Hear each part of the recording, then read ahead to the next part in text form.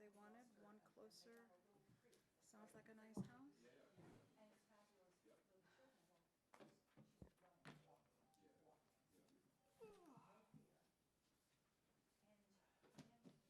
That big long span though, it's perfect, except it's huge. It's the best. I like her hair short. Me too. I said, I can stay, well, I can be with her for 2 hours. One kid? Both of it was fun, but, you know, she has swim diapers, and I didn't know any swim diapers, because those can help you with poop, and I said, I think as a there she was. editing exercise that could be used in a writing class for. And I'm saying, oh, please, please don't. This letter. But that is the worst. That's the way. Swim diaper, the wet swim diaper, that is not. I've got it down to 2. Here I am, having to do Either hurry up Swim or diaper chop in the chop. swimming Personal preference. Rip aside, right? I learned that. Yes. Yeah, so. If you don't do that, it's like a huge. Yeah, no, that's what I Going over one of my daughter's papers before she submits it to a journal, and I don't think I can quite get it down to 2, but Hours on the beach. I think I'm making good progress. 2 words would contain almost all. Oh, God, no. My 3-year-old is That just was in good. a very firm position about like diapers are great. Fine, so we'll like try to strike up conversations about how diapers are great, and he doesn't need them. But, Well, it's not that we haven't reached consensus. speaking of my 3-year-old. I thought actually That is, we're pretty close. Yeah, I mean, I would have gone with, Not from the last set of conversations. no, I mean, I would have gone with the original output of the Gang of Five. I would have preferred less, but isn't that what compromise and consensus is? I thought 11 people said they could sign on to it. That wasn't where they were in. Well, they said they could sign on to it, but they'd rather examine the polls. I thought they said that they Iris is almost 2. willing to discuss. She's almost 2, but they weren't, they were there, they Oh, they're not overlapped. sisters. No, So I read it as more This is, she positive than that this was not to say that they would by our son and his, not try to change it, and, but that if this were the final, I mean, come on, if he could do that. I didn't get that.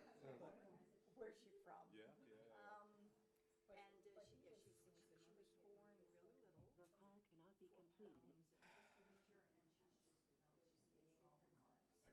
and they're delighting in her, but she is a handful. Yeah, that's a big decision when you already have a, because with a 2-year-old is 8 months or 9 or 10 months. Yeah, 8 months yeah. can't do math, and they decided to adopt. No, this is my other son. Oh, okay, This they're is, not, oh, I this see, is one, okay. they're cousins. Got it, okay, sorry. Yeah, no, but for my son, and that was a big decision. So is our revised report with the revisions that I saw before I went on vacation part of this? Our, this is executive summary. Yes, of our revised report, the version that you sent me before I went on vacation. I have no idea what I sent I was just before. trying to condense them. So what- The and reorganization let people that see Jim stuff all at once suggested. in a way Well, that would this be is- more effective. Changed I mean, again. yeah, I mean, I'm taking a little content out. So but I there are don't 2 think I'm taking versions. a lot of content. There are 2 versions. One is a long one, Making the including side-by-side comparisons one easier. short one without options. And, you know, either one is fine with me. The question is whether or not it's going to be fine with everybody else. So I don't, Well, I mean, I don't know what they would like us to do, well, it's, except to say we didn't find what we found or didn't agree to what we agreed to, so you guys decide. Okay. So this is the short without options, this is the long with options. I don't even think I could bring myself to read it. Send me what I need to do the musical. Jim sent him. So I haven't bothered to look at what I already have or update my own. By 6 months, she was kind of fine. Now she's just. and I actually think there's backward movement on some of this. Oh, that's too bad.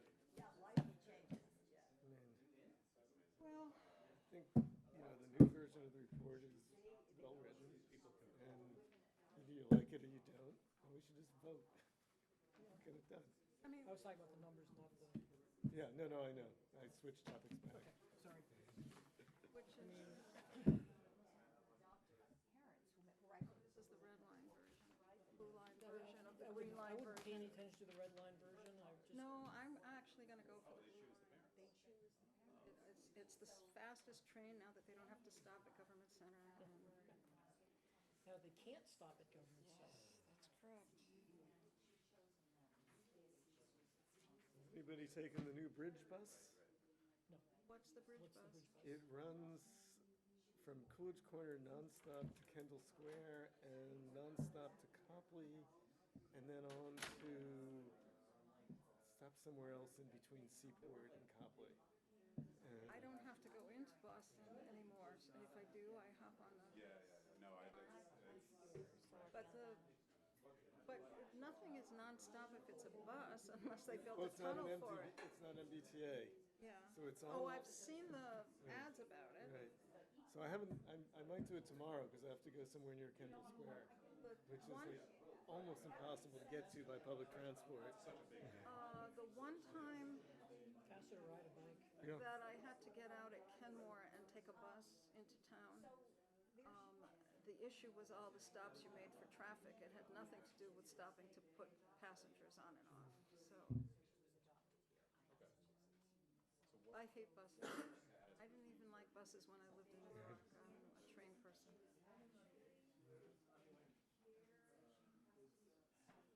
We don't have our names today. I don't know who we are. I'd rather be anonymous. I feel like we have brands on our back.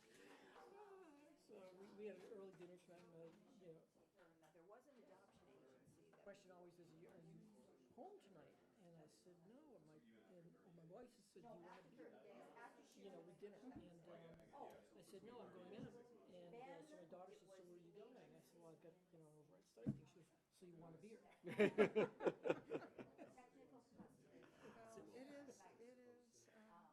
Boilermaker is what I need. I describe it to people, I volunteered for this committee and it was gonna be over by March, and then it was gonna be over by June, and then it was, our last meeting was I got last two week beeps. before I, Are you trying a my different vacation. phone? and now I have, bondage for life. And just say yes or no. Do we have a majority? Well, that's the other thing, if this is the most popular night, we can't vote, can we? 1, 2, 3, 4, And there are two people, I think, calling in. 6, 7, 8. And just bare majority present in the room. It's been a whole new. Well, people made the mistake of planning their lives. I literally held off my vacation till July instead of June. It turned out well because of where we went. It's kind of a great area here. It's very, it's really, Chad Now, graduated from something's pizza. they live in a town that. He graduated from pizza. No, that was pizza. That was pizza. I was gonna come early and get sushi, but then my wife had made pizza. So Oh, homemade pizza. well, homemade sort of. So they've got time.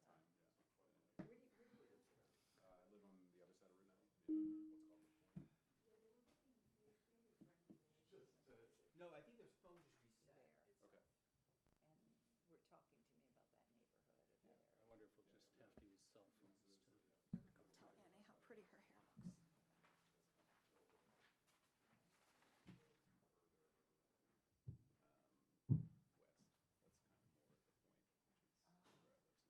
So there's a couple different They're neighborhoods. concerned and stuff. She's. Oh, thank you. That looks really great. Did you get to sail?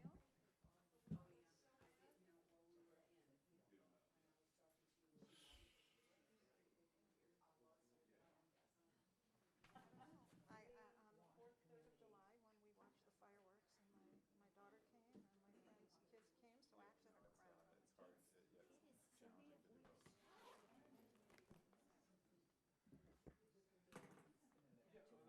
Folks, we're trying to get people connected by phone. No, right, it's. Okay.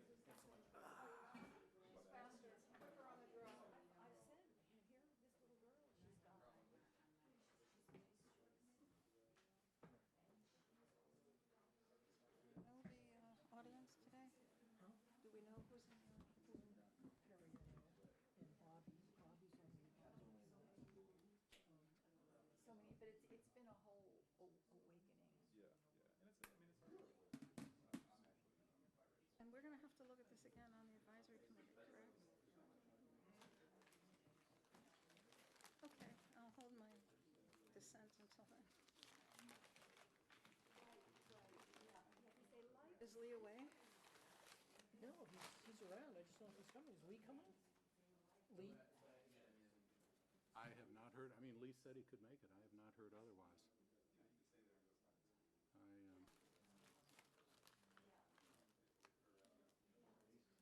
What's holding, do you have, are you? Who's calling in? Alberto in? as far as I know, Carol Levin and Sergio were gonna call in, We'll see what happens. They're and I just heard that Alberto was calling in. interesting. And you heard that Alberto was calling in also? I don't know yet. But his email implied he wasn't. Him at 5:15 that he was working on things. I have Okay. his number if you want to It's call. just a little bit different. yeah. Got it also. I know it's a, Okay, how are you? They can't get the phone to work. They have 2 or 3 people calling in. I thought I haven't read the latest version. I read Alberto's email from 518 as saying he's not calling in. he is not calling in? That's the way I read it. He doesn't explicitly say it. You don't like it, it's his fault. No, it made a So- lot of sense. I mean, what did I give you? A comma? A colon?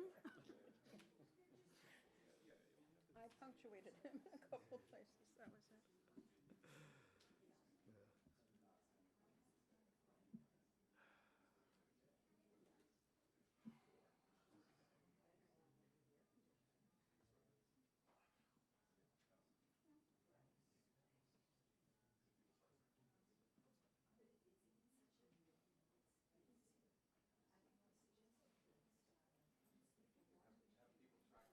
Your experience is Dave Myers for the changes. I haven't looked at. I tried to call Sergio and couldn't get him. So what? Hi, Alberto. I'm at the meeting. Are you able to call in? Okay. All right, then I will keep you informed in an hour or so, okay? No problem. No problem. Thank you. Bye-bye. Alberto cannot participate by phone tonight.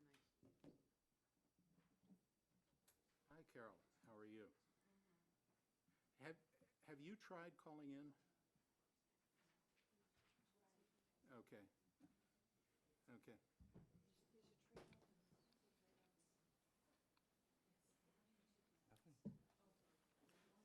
Yeah, no, that's what we've tried to do here without success. So let's just keep your line open, and we may do what we did with Alberto and just have somebody with a good speakerphone on their cell My phone friend and I went to Acadia. call you. Okay, very good. Thank you. Yeah, bye-bye. Far Harbor's an easy town. I climbed a mount. She got me up Mount Gorham. It's only 500 feet, but I've never climbed up rocks before. And I got down. Are you telling me that you were happy It was the best vacation I've had in a long time. This friend and I have done, it wasn't because of this, but this friend and I have done walking vacations like this before, where we just go somewhere and walk a trail. So Michael, is this better? In a couple of years, the last time we did one was New Brunswick. No? Phone ain't working, I don't know. Okay. Oh, my, I think that's what we're going to have to do.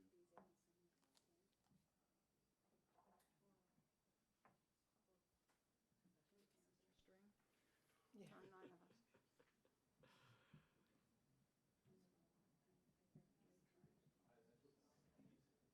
And Lee missing in action, nobody knows where he's at.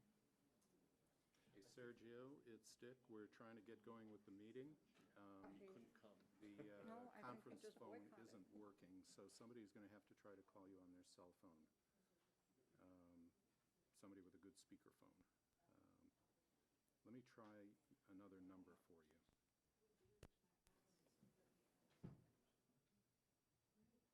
So we have to add enough to the override to cover repair of the Send him an speakerphone. email. Can you? Yeah.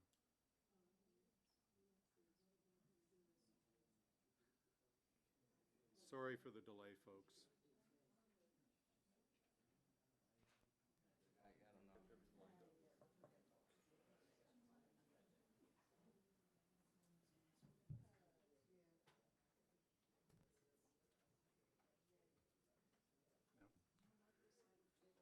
Thanks, Sean. Beautiful church.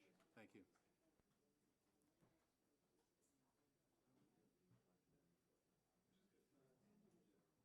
Well, I usually sit there, I'm not usually. For almost 3 years, and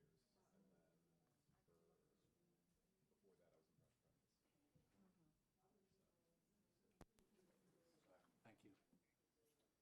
Thanks very much.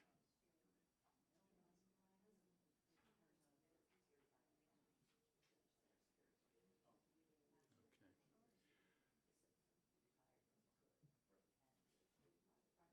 You try. I just told him to call me on my cell. Okay, he's got your number? I just gave it to him. Okay. Can somebody with a good speaker on their phone give Carol a call, and we'll do it that way? Trying to see if I have any power before it's gonna run out.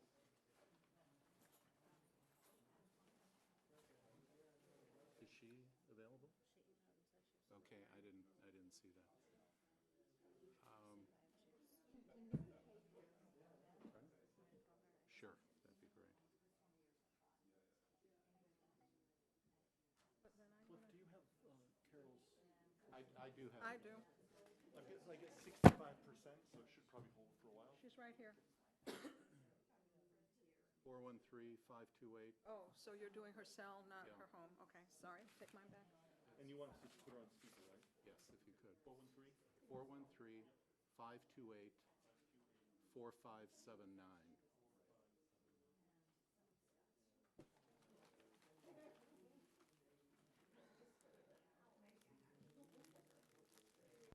Did Michael? Hey, Carol. Hey, it's Jim. How are you? Jim Sturgis. I'm going to be, if it's okay with you, use my cell phone and put it on speaker.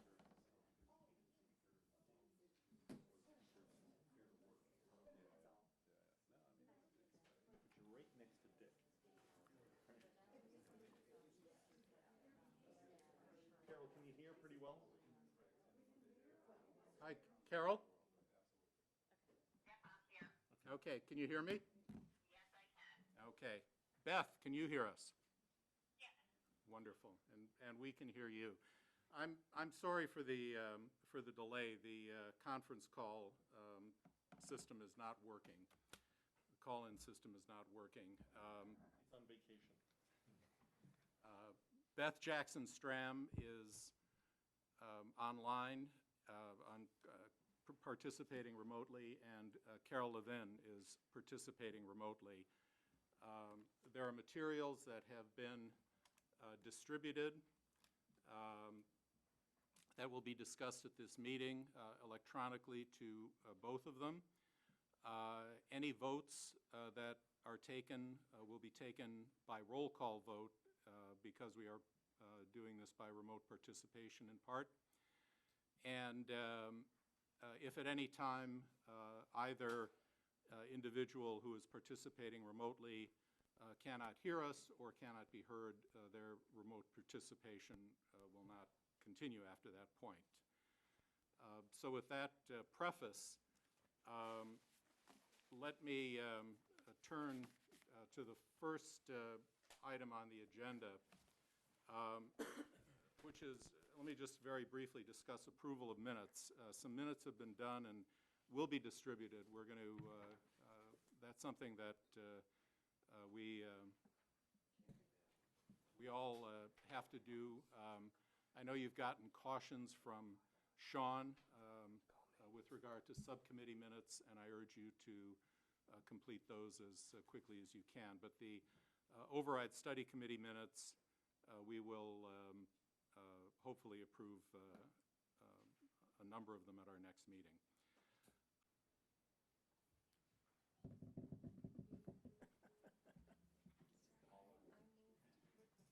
Credit or blame? A lot of that going around tonight. Oops, she hasn't hung up yet. I think the first thing we need to build into the report is an increase in the budget for telecommunications. That's what Janet just said. Hello? I just pulled 100,000 out of it. Carol, Beth? You know, if it were the schools, it would be half a mil. Beth, Carol, are you on?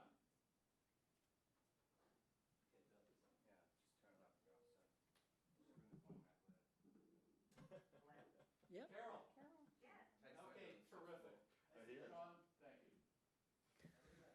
Carol and Beth are both Give on. that man Thank a you. raise. Great.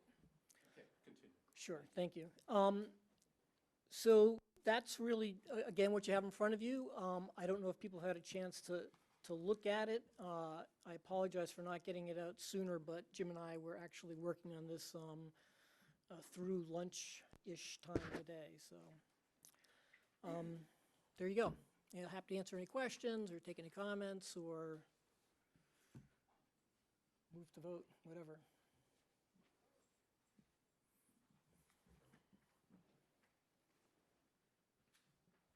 So there is a long one and a short one. Correct. And again, the difference is that the section on options for non-resident populations is eliminated in the short version. And those will be in the subcommittee's report. The subcommittee, yes, yeah. Can I just clarify one thing on rereading?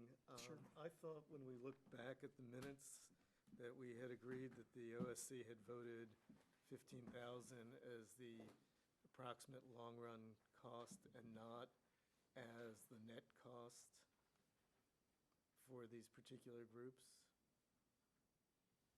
Is my recollection incorrect? I was under the impression that those were net numbers. When we went, you were the one who found the minutes and looked it up. I think that the vote might have been worded as you stated it, but I think that the context of the vote was that those were net numbers, because everything that Lee presented backed out the revenue that we received from either one. I don't believe that was true at that point. Okay. Well, I don't think Lee's analysis has changed much in the last couple of months. Yeah, but the, I think that that he's right, that the vote that we took was on the baseline analysis of what is the marginal cost of a student. I don't believe the full OSC voted at that time on Lee's analysis, which I don't think was complete, about what adjustments would be appropriate to reach a net cost for the special population groups. I think that was the point that got raised at the last meeting. At the last meeting, what happened was we had a conversation around this, and what Lee said at the time was that after backing out, it ends up being between 14 and change and 16 and change, and therefore the 15,000 number, in his view, stood. And then I think after that, we stopped the conversation. So we could have that conversation but the again. committee, the statement here is that the committee voted that as the net number. And the statement is the committee did not vote that as a net number, right? The subcommittee may, Task force. task force The may, task force obviously does has. stand by that, but as a simple factual statement, the OSC has not. And I think we could modify that pretty cleanly to say the OSC has voted for 15,000 as an approximation for a generic student, and the subcommittee has voted in favor, or we voted to accept analysis that was done that suggests that the range for students in these groups is similar because revenue is netted off against some additional costs. Doesn't paragraph 5 talk about the gross cost, Kevin? Rather than the net maybe it's cost not clear what the estimates are. of these costs. It says the long-run incremental cost of educating non-resident students is consistent. When the cost and revenue associated with an individual child, right? That's a net. That's a net.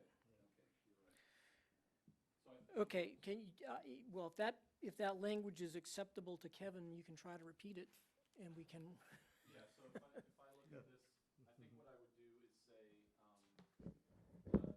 so on the last sentence, I would suggest changing, for these costs, I would say, the estimate for the annual education cost of a generic student adopted by the OSC is approximately $15,000 per student. And the task force has endorsed analysis that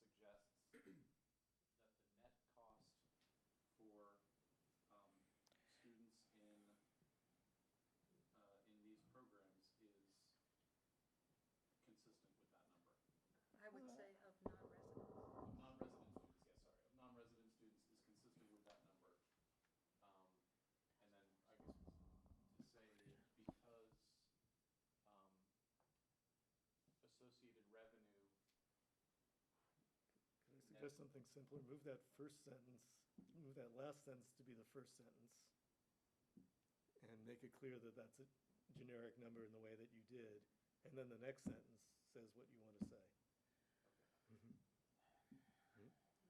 Sorry, I hate to That's all right. wordsmith at the No, table. no, no, that's okay. I'll tell you, if everyone is comfortable with this approach or this rewording, maybe if we're going to vote on this, everyone can say, subject to, Kevin and Cliff and Chad coming up with language that satisfies Kevin. I trust you. Well, I think that's a great motion. We should put it on it. Yeah, no, Not every motion we need to satisfy. And numbers? A question, Cliff. Please, yeah. What is the per pupil expenditure number that the school department uses?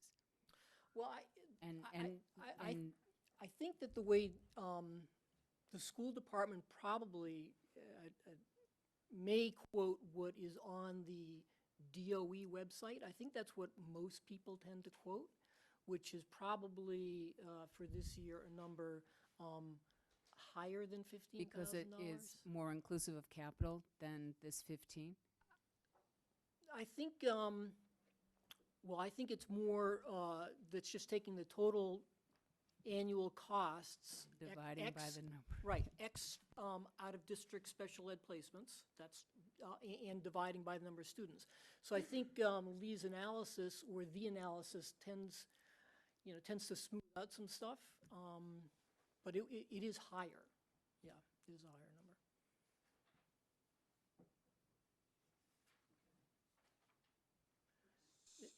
So there are really two. The question, the first question in front of everyone is, do you prefer one version or the other? With options, without options. So why don't we take a vote on that? I'm indifferent, so, I mean, There's been a couple of Sure, comments, please. which I think would be on either version. Yeah. So, Excuse me, this is Carol. yep. I am having an incredibly difficult time hearing only about 60% or 50% of what's being said. Okay. So we will ask people, Worthwhile, I think maybe it's better if someone calls me on their cell phone, because this is not a very good connection for me. Carol, I'm calling you right now. Okay, great, thank you. Beth, how is it for you? I can hear mostly, as people are speaking into microphones. okay, just hold for 1 second.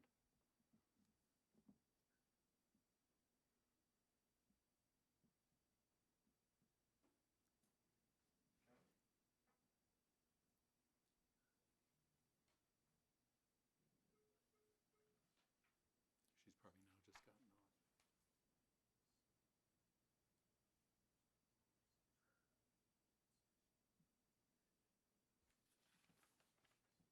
Hey, Carol, is that okay?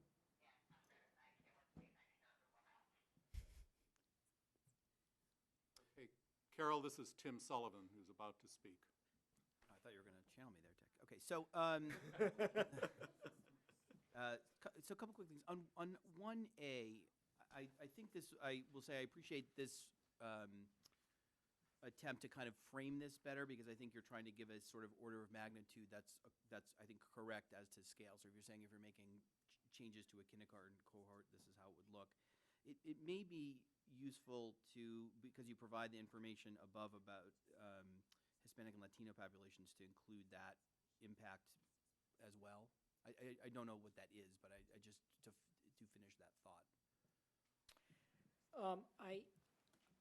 I'd be happy to do that. It's going to be relatively, Okay, which is fine. I mean, so, well, why not then for every category? because, well, because I think I'm saying you've used care to actually include it up above, so why not use care to include it down below? We actually edited it to reduce the amount of words. It originally, and in the past version, had all individual race categories separated out, which is how we got it from the schools. So I'm happy to do it for every category. I'm happy to do it for, I guess the point I'm making is you've included that category, and I'm saying why not finish the thought? I'm not, you said 45% African American, Black, 45% Hispanic, Latino, so I'm just saying where you carry that below and say represents a range of approximately a quarter to a third of incoming kindergarten Black and African American students and X percentage of Hispanic Latino. That finishes the thought that you've started. I do not have the information. Okay, that's fair. I don't know the numbers as I sit here, so if it's, I don't know if it's a big or small number. I do think it leaves a question that you could just answer, and may as, and I would Well, say yes. well, then we could, I mean, if you wish, I can either get the information for all races, or we can, which is what we had originally, or we can excise Hispanic Latino and just leave the information for Black and African American. Or you could do what I suggested, right? Which is to add, to add the to add Hispanic and Latino, which is what you've put there. I mean, I think the argument against then saying, well, we should add, we should add every other race is that these two are each 45% of the total. So they're much bigger contributors. So they seem to mean. And you've already deemed to put them in to describe them, so I'm not sure why. I explained why. Second comment, I'd say, this is in 4A. I'm not sure what the point of talking about a system-wide impact is on a 1 to 3 year change. Like, that's why so that's why I think what you did in 1A was better, because I think you're talking apples and apples.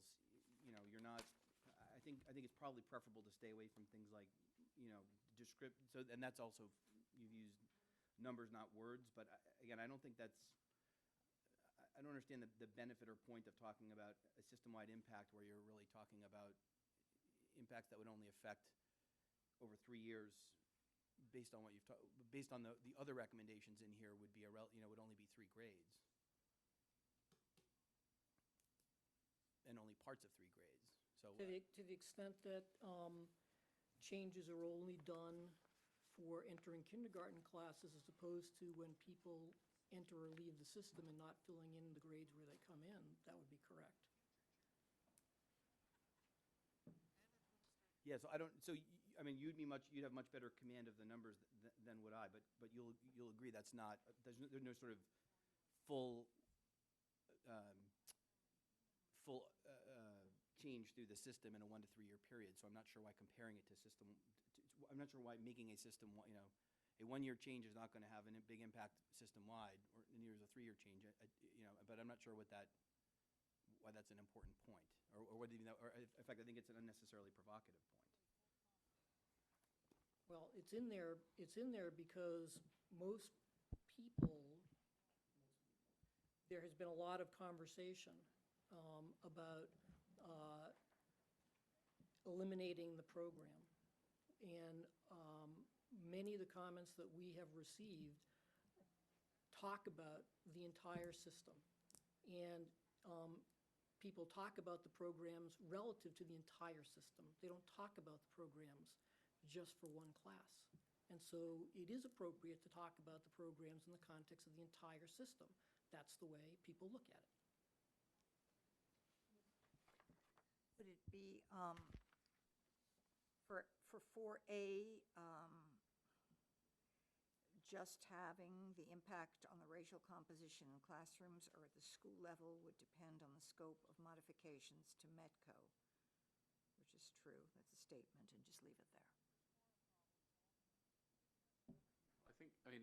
I think that this is, as Cliff said, this is addressing statements and concerns that have been raised that do refer to the system-wide effect. I mean, I had the same initial reaction when this was first raised of, well, we should compare apples and apples, but I think there is something to be said for addressing the concerns or criticisms that have been raised. And one of the ones that has been raised is what would be the impact on the overall Brookline public education minority communities. Yeah, can I, just a couple quick things on this section here. Changes to this section are, before there was more of a weight put toward the system-wide and really almost nothing about the classroom. And remember last week we had a conversation about classroom impact. So thought here is to do three things. The first thing is, in the statement, to start with the classroom perspective, because the classroom perspective is the one that probably matters most to the life of a kid, right? So the other piece of it is, what are the different options that are put forward later on? And some of them are relaxation, perhaps, in the number of students in METCO or materials fee. This would apply to materials fee as well, which would be on the order of, say, 20 to 15 or something like that. The thought here for including it is those could be very temporary changes. You do it for 3 years, then you walk it back. And to say something about what that impact there would be. And you'll see in B, C, and D an attempt to, though frankly because of the amount of information that we had in the summary before, an attempt to talk about short-term, intermediary, sort of term impacts. So we're trying to do an A, B, C, and D is talk a little about term impacts and also provide more detail about classroom impact, which is more substantial. So that's kind of the logic that we put into place there, and of course we could change that. This is Beth. So the one concern I have about this particular point is that it only speaks to the 1 to 3 year impact, but the options below may or may not be temporary in nature. Some of the options describe a more permanent reduction in the size of the program, and so it doesn't seem like only speaking to the 1 to 3 year impacts actually reflects the options that have been laid on the table. It may reflect some of them. Some of them do say temporary, but others don't. And so for me, it seems a bit inconsistent or not conveying the whole picture of what the impact would be. So Beth, I take the point. I think it's a good point. To address that point, do you think it would make sense to extend that sentence and talk about 3 to 5 year intermediate impacts and close with, of course, the same statement that we're saying about classroom impacts, which is long-term system-wide impacts would depend on the scope of modifications to METCO. Isn't D, doesn't D Pretty much. deal with the intermediate impacts, both Beth and Jim? Well, it doesn't have an It intermediate, talks about operating expenses. D Right. doesn't address racial composition. Right. Okay. But it could Yeah, I easily mean, be added there. You could add that same sentence back in there. So, one thing I just want to raise in terms of thoughts on this. So I don't think anywhere else, and we talked about this last week, but I don't think anywhere else we've tried to take an annual number and create a life number associated with it. And I actually, some months ago, sent Lee some stuff about sort of the way actuaries look at this kind of thing. Because I think he had at that time been using what I thought was not the right description of it in terms of the words he was using.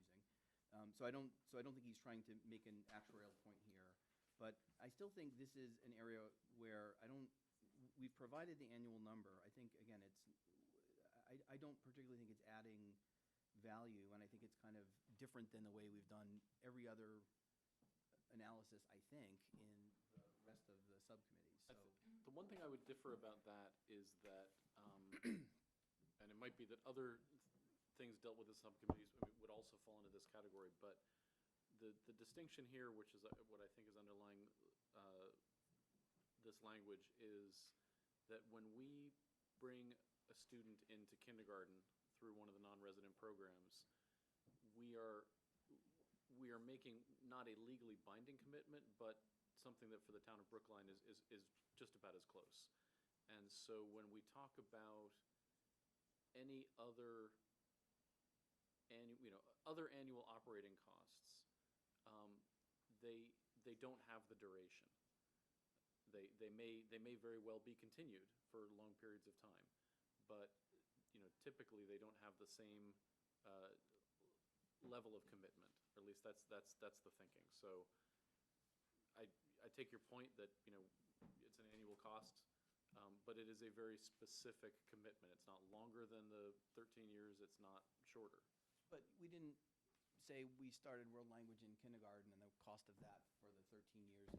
I mean, you can do that for any number of things, and I think rightly we chose not to, and here I think wrongly you chose to. I think the difference that Chad is trying to point out is that for the world language program, the school can decide to make it go away, or for any other program. Our understanding from the METCO coordinator people when they came is that, in fact, when you admit a student into the METCO program, the expectation is that you will continue to educate them until they are through with their elementary, high school education. You don't take a student and then the next year say, sorry, there's no room. You have, in fact, made a commitment to carry through for that student, and that's why there's a difference. I don't think that the schools or the town have the option of discontinuing once that child is accepted. And I don't think it's, you know, black and white. There's going to be fuzzy boundaries on this. So, you know, it might be that in fact it would be very difficult, given that world language was, you know, was created through an override. It might be very difficult to end that. And we might say, well, look, we have an equivalent moral obligation. But I think for the most part, when we look at budget lines, there's an implicit understanding that the relevant departments or town meeting or whichever is the deciding authority on that budget line could say, yeah, we're gonna stop spending that money. We could close a library. We could cut a fire station, or shrink crews, or a number of things where we say we're not likely to do it, but we could. And the argument here, and you may disagree, but I think the argument here is that this is a lot closer to being a binding commitment when we bring a student in whatever grade, that we will see them through until either they graduate or leave, than we have for most other budget items. So I've raised this concern before, and I share it. I think it's fundamental to the way the task force looks at this issue, right? And it's part of the basis on which I'm going to vote against accepting the summary. I do think, for example, we didn't talk about the value of selling Federal Library if we closed it down. We only talked about the annual cost, not what's effectively a capital cost. We haven't talked about, if we change fiscal policies, which would be a permanent change, what the effects of those would be. But I think trying to change that now would be so inconsistent with the way the task force has done this that I just encourage us to move on. And if you find it sufficiently objectionable, then you'll do what I'm going to do.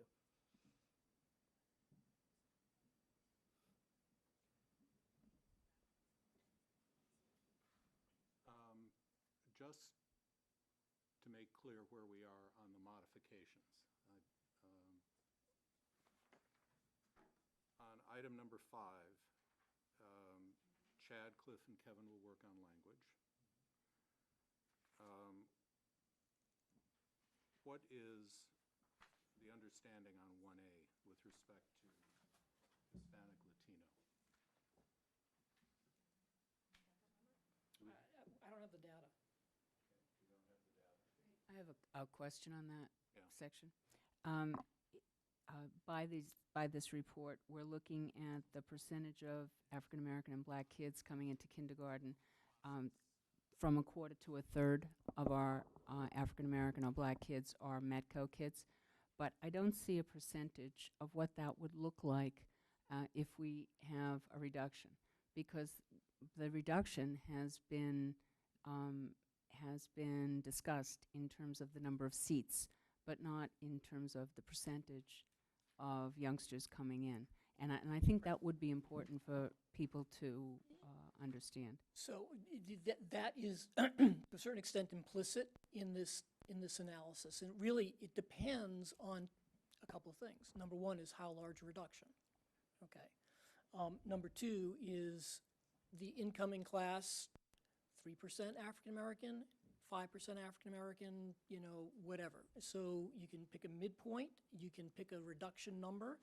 That is what we had in the last version. We used a number of 5 as an example, and the reduction was ranged from 3 to 7%. Because that's But what it would be. short of a change of the demographics of families who live in our community, Right, you would be looking at a reduction in the percentage that's what I of just said, kids coming in. 3 to 7%. But I don't see that here. You have to tell me what the percentage, how many people you're reducing the incoming class by. I think You can't do the math without that number. This says that you've got, let's just keep it simple. You've got a third of your incoming African-American students are Metco kids, Metco. right. If you reduce Metco, then whatever proportion you reduce it by, you're going to reduce the African-American incoming population. So So if you reduce it by if you got rid of Metco, So, it would all be right. 23% to 33%. Half of that, So it will simply be reduced. We'll have it's fewer. proportionate. It's It's proportionate. Okay, to whatever the fine. reduction is. I just have another, and this is just something that is, I've brought it up several times. It's something that will continue to annoy me forever, and that is a mention of our state legislature. And it says that the lobbying efforts to date have failed.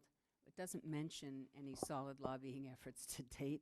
I think this may be an opportunity to not give our state legislatures a buy on this, because if we had been receiving a proper amount similar to charter legislation or other programs in the state to cover, then we wouldn't be having this discussion.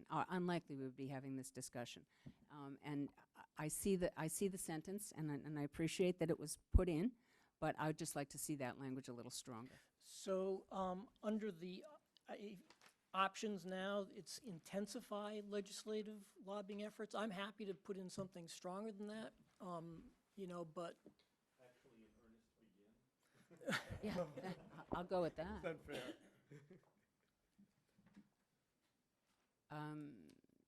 And you're right, we don't have a history of specific bills that were introduced or the nature of conversations.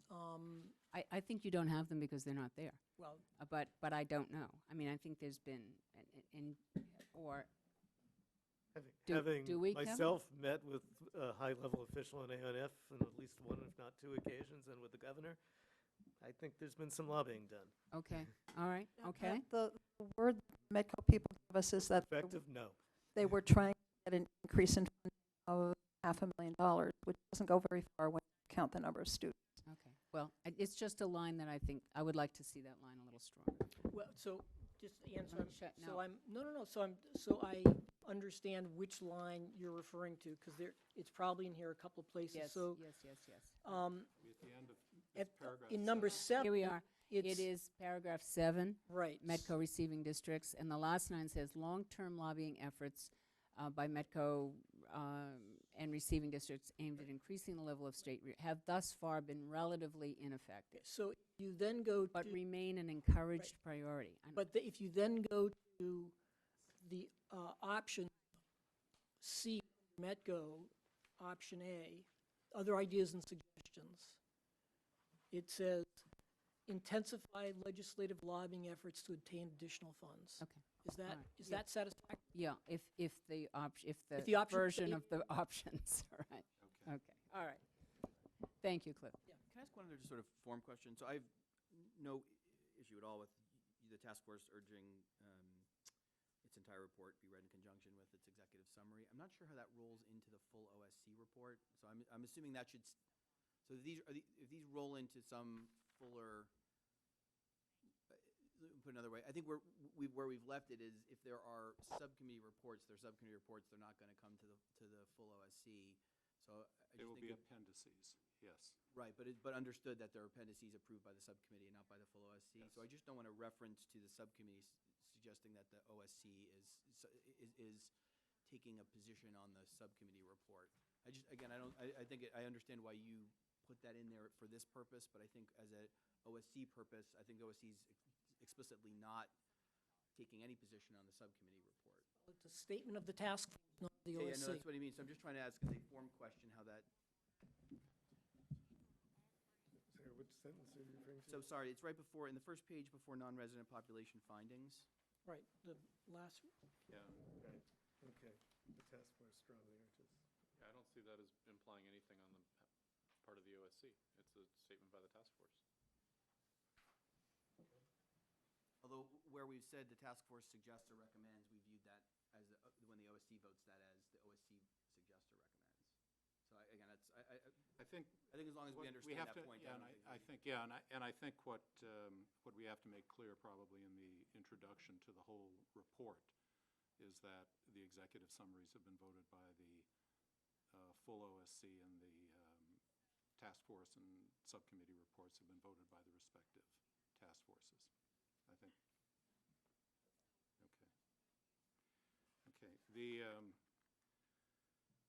so the lobbying is taken care of. The other issue was 4A and 4D.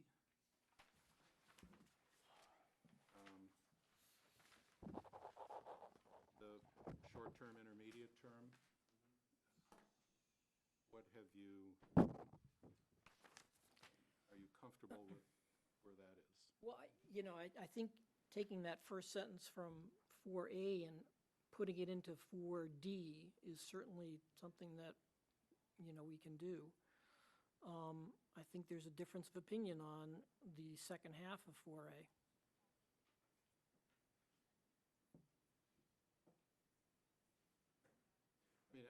I mean, I think one could add a phrase, the impact system-wide will depend on the length and magnitude of the changes. I guess the point I'm trying to make is you could make a very big change, right? But system-wide, it's not that big a change because it's only 1 to 3 years. And I guess why get yourself caught up into that? I mean, I think that's how I read that. I'm not sure what that's. That's Well, the point I'm trying to make, which is I think you're using the full, you're using an artificially small numerator against the denominator of the system, and I just think that that's. Actually,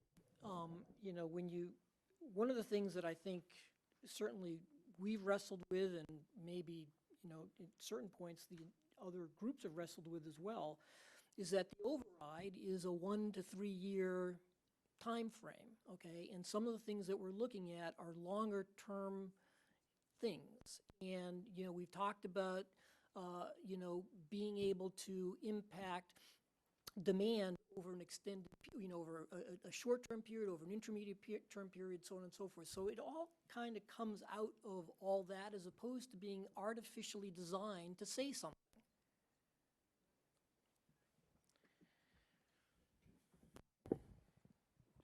Just a suggestion on that language. How about something like this? And forgive me, towards the end it's going to fall off because I have no idea what I really want to say. Viewed system-wide, while modifications of any size, the METCO program will likely have modest short-term 1 to 3 year impacts on racial enrollment data. The impact in the intermediary and long-term will depend on the size or the scope of modifications to METCO.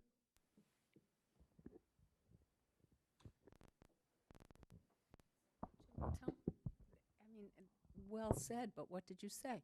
I mean, modest means, that's why I was leaning on the percentage. If you're talking the average taxpayer, citizen, school teacher, they're going to say, well, we had, 25% African-American kids. Or I don't know what modest means, and I've been sitting here a long time. I think so. I know you can't nail it, but. But I think what you're saying with that language, which I would agree with, is, if you're looking at the 1 to 3 year impact over the system as a whole, any change you make is only going to have modest impacts, again, because of the denominator.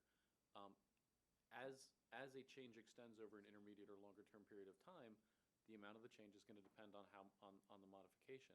We could put in a table, but I think that that's. I mean, at some point, Lee at did some it. point. Didn't Lee, is that the table Lee did that? No. Not quite, different. No. And I think that the point is this, and this is sort of tailing with what Cliff said a second ago about the override. Were there to be, and I would bet that if we looked at every one of your scenarios, we'd probably find maybe one person who made a change to METCO. Okay, But were there to be a change to Metco in a 1 to 3 year time frame on the order of, say, a smallish number 5 or something like that, I'm not advocating that. I think you all know that. And then it ended after 3 years, it would have a modest impact.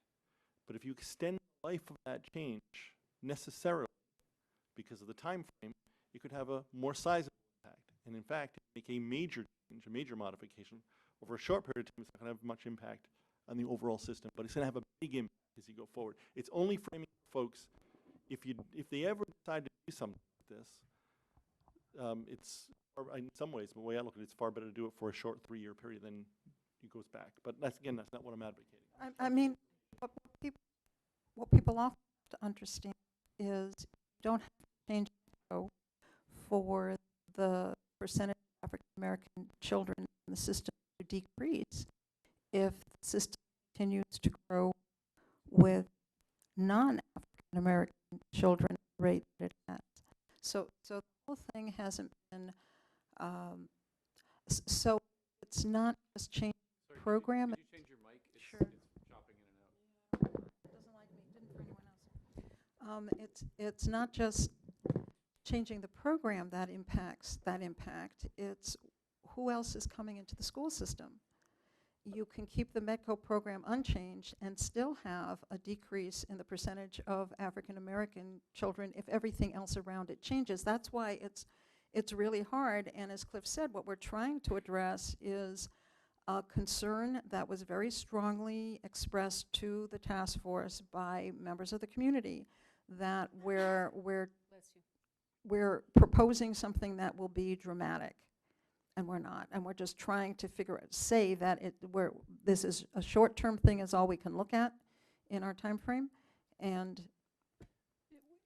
it's a modest impact. To your earlier point, though, to the extent that the population composition stays constant, all right, absent you suggesting that you want to see the impact on percentages given a 5-child reduction or 10-child reduction or 20, if you give us a number, it can answer the question, but the question cannot be answered without a number. All right. My general concern, we have spent a lot of time and we're sending out a report that is down to the exact dollar on how much we could save if we reduced by a certain amount. And yet now we're talking in terms such as big and modest. And I'm just wondering about the discrepancy. I disagree in terms of what we've decided down to the dollar what we could save. I'm not sure I understand that. I think you mean in some other areas we have said if we did, if we increase parking fees to this, we would expect to raise this much money. And also in terms of Metco and materials fees. but I would If we projected it out over 13 years, and I think it's a small correction, but a materials fee child leaves the system if his or her parent who's employed in the system leaves. Is that not true? They're not grandfathered in. The child's not grandfathered in forever. So there may be some discrepancy there. But we have based the idea or the thinking about the importance of change with the possible savings of projecting 5, 10, 50 reduction in non-resident students over a 13-year period. But then if that's the case, then I think we're kind of back to Cliff's point, which is that we have given a cost estimate on a per pupil basis. So I'm not sure what more specific. I mean, we could create a table that said, okay, the current class of Metco is this big.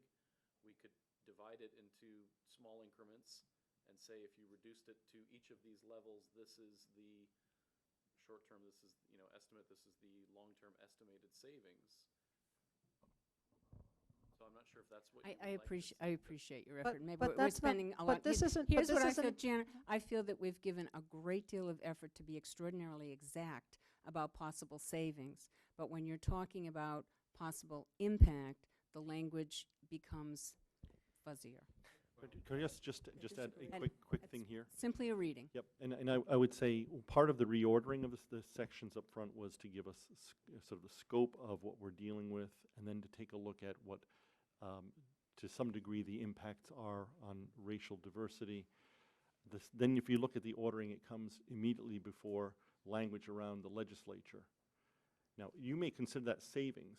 From my perspective, as I was reading it, I was saying to myself, that has some utility in telling us the order of magnitude that our legislative representatives should be going after, right? And that's, I mean, without that number there, I mean, frankly, Metco overall gets about $19 million a year, okay?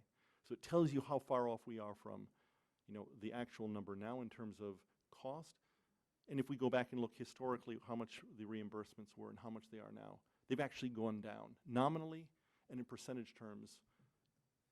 It's frankly, the legislature's ignored it. So that's part of the reasoning for having that in there. It's not savings. You're not going to get this savings. It's saying this is a commitment and we need to up our game. So that, you know, there's some utility in that, Ann, I think. And the sections you're looking at, Ann, aren't referring to savings. They're referring to percentages in the population because that's the only, because that's the impact. But you're not going to get savings unless the only place you're going to get reasonable savings, period, which the model reflects, is if you can reduce the number of classrooms needed. And, you know, and I don't think that this says that although 20 kids seems to be how you get to a classroom, this doesn't say, so get rid of an incoming Metco class because that's a classroom. It says this is another tool to be used in conjunction with other tools at the disposal of the school committee. So you can't, to me, you're conflating two different things. If you said, if the concern is, and over the use of the word modest,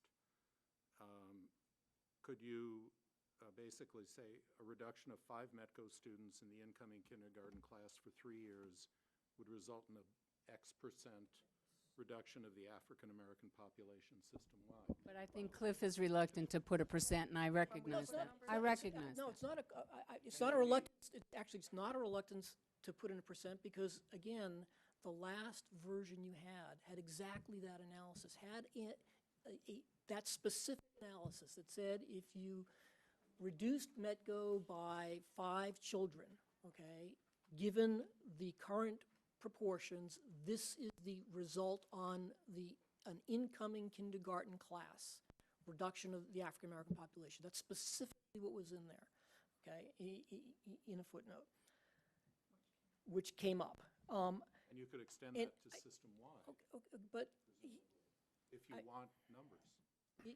I think I would like to go to the beginning. I would like to go to the beginning of paragraph 4, okay?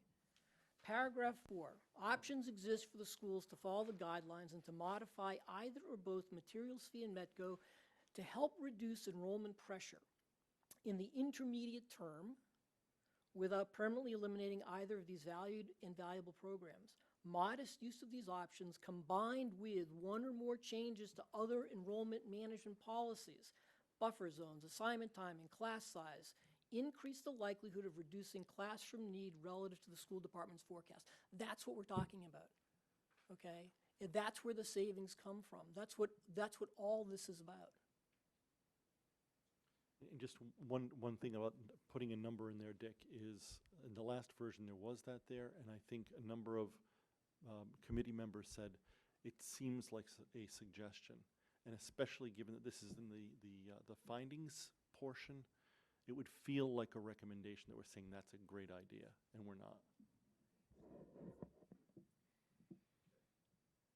So I would urge us to find some fuzzy language here that gets us to the place where we understand that the long-term impacts could be sizable, that the intermediary impacts depend on the scope of modifications, and that the immediate 1 to 3 year impacts are whatever the word you want to use, modest. One man's modesty is another man's perversion, they like to say. So I'm not Or a going to modest proposal. Right. I'm not sure what the word is there. If you have a better word there, I'm happy to use it. Does that work? I think what you're saying, what you just said, says what I'm thinking the consensus is. And we can't have it both ways. We can't have this broad, fuzzy statement, which I concur with, and at the same time have specific numbers that get people all nervous.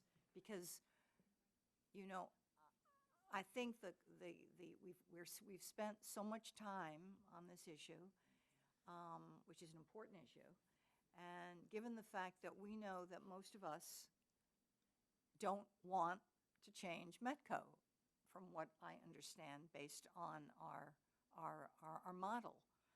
So what we're trying to do is put in this report factual information that's general and not specific, so that when people say we want specifics, we can't do both. So the purpose here, it seems to me, is to write a report that's as general and factual as we can, and being as transparent as we can with our findings, without going into great specificity with the executive report, because I think the report itself that we refer to does get into a great deal of specifics. I do want to just, highlight for people the way the math would work. If you were to say, to me, a modest reduction, five kids, all right? Let's just use that number. 5 kids over 13 years would not result in any greater change for the entire system than the percentage change for that first incoming class. And that's going to be about, 4.5 to 7%. Because it's not additive, okay? It's not like, it's not 7% the first year, plus 7%, plus 7%. It's constant. So modest use over a long period of time is not going to turn into huge change. It's the same percentage. So again, you give us a number to reduce, we can tell you what it's going to be. But it is not additive.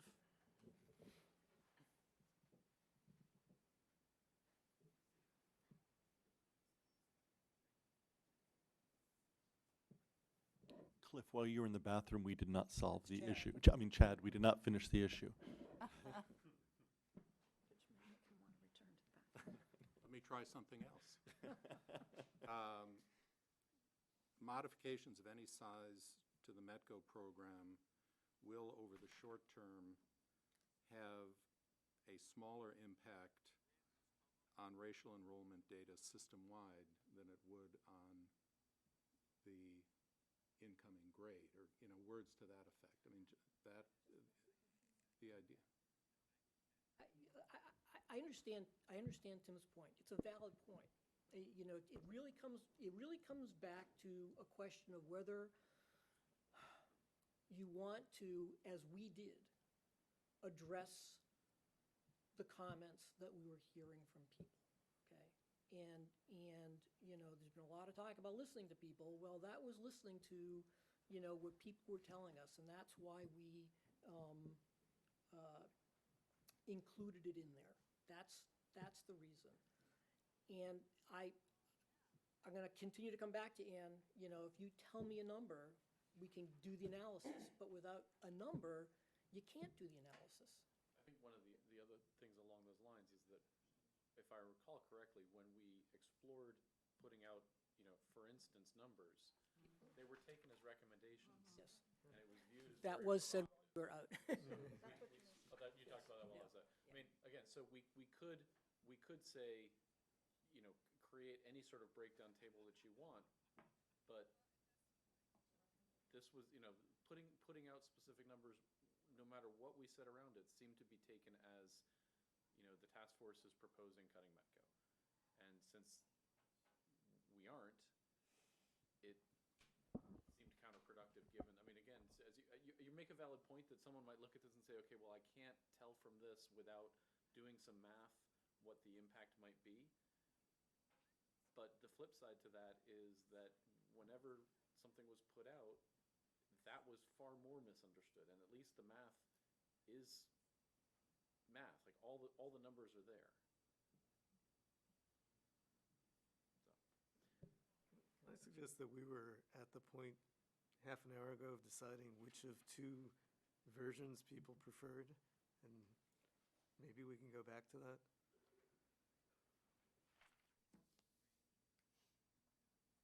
This language, though, does exist in both, I think, doesn't it? So, I guess I would just see whether this would be acceptable in this form, as opposed to putting in a number, Anne, and I think, Mr. Chairman, I'm trying to find a way to validate the hard work of my colleagues and try to understand this as a way to educate people as to how to save money and what is happening in the community in and around these populations. But I guess I have to say, in the interest of everyone's time tonight, that I think the symbolic issue of cutting even one child is going to be too much for me to swallow in terms of accepting the report. So I would say that my colleagues should move forward on it and not worry about wordsmithing around my concern. I think I've voiced my concern. okay. The other issue is listing the options or not. Any discussion on that?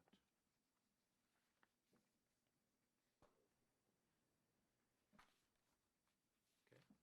Well, people need to weigh in. We're not going to vote them both. No. No, I mean, I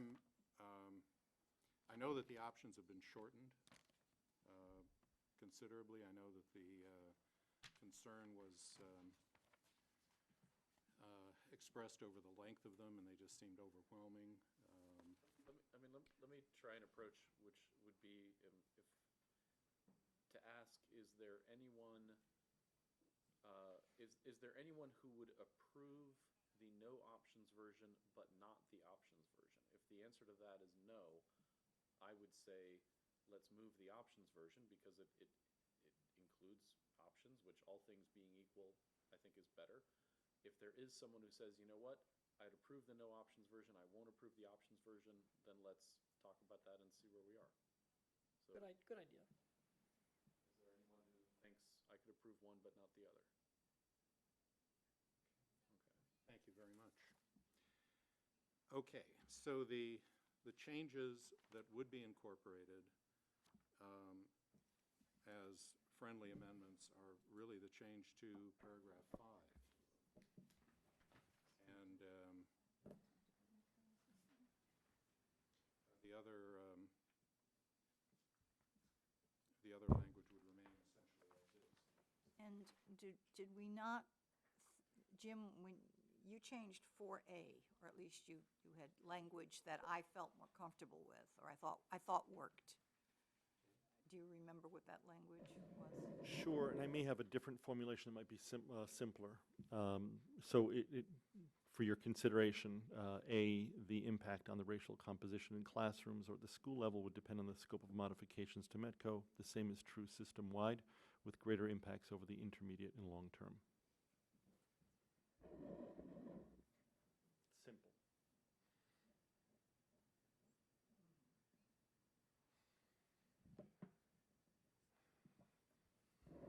Trying, guys. And so that would take care of 4D as well? Yes. And then you take out the second sentence in 4A as it currently stands? Correct.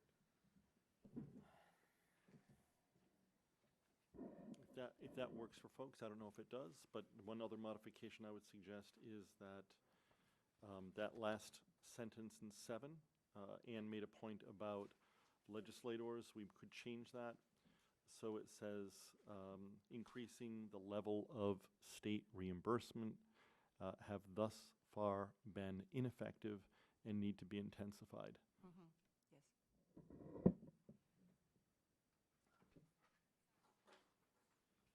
I would like Make one to- other suggestion. It is under METCO. This tells you, I was editing this, so I should have edited this before, but METCO under C, and then B. It says have the school department should accept, remove should.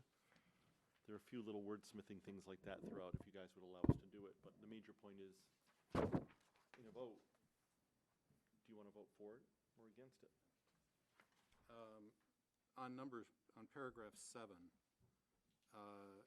after and need to be intensified, Do you want this should remain an encouraged priority of Brookline's legislative representatives? We could just say, and need to be testified by Brookline's legislative representatives. The only issue I'd raise is that to the extent that you're going to include the options, that's in the options. So why would you restate it here? I agree with that. I agree with that. So? I agree with that. So we can move that entire sentence to the options and replace the other one, basically. Just stop after remain ineffective, have thus far been ineffective?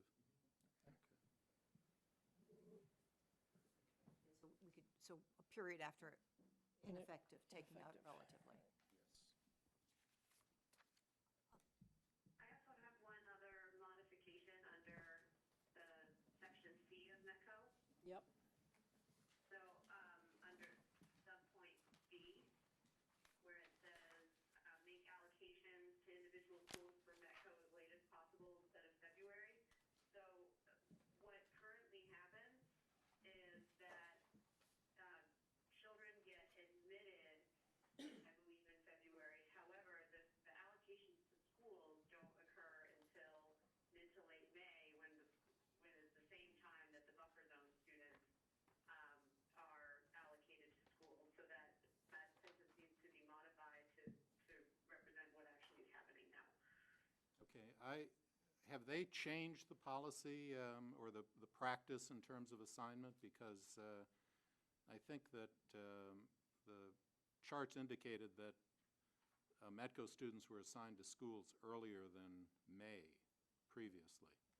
Exactly. What the information that the school program task force received from the schools was that they were admitted earlier, that they were assigned to schools at the same time everybody else was assigned to schools, and this year that happened mid to late May. That's different from the prior years.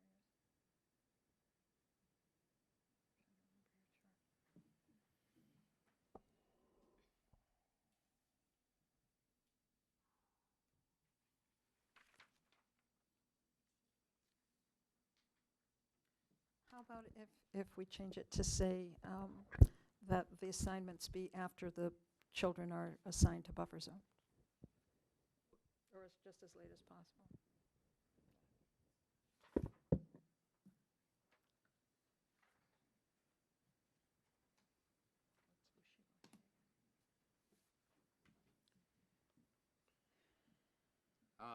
What about the school department should accept new students as late as possible instead of in February, which is the current practice, and make allocations to individual schools as late as possible, or something. Put You could the February up front.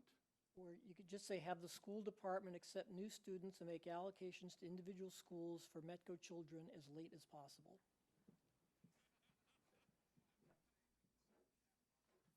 And I presume that's...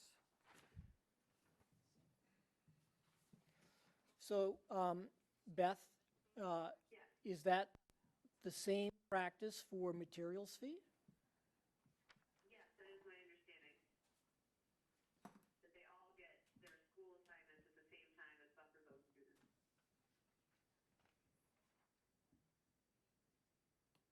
And that is happening as late as possible to coincide with when they do the events in school, which is in late May and early June. Cut the same clause. Well, yeah, except, I think there may be different policies, written policies for materials fee. The written policy. May we need to separate out the question of admissions versus placements for those.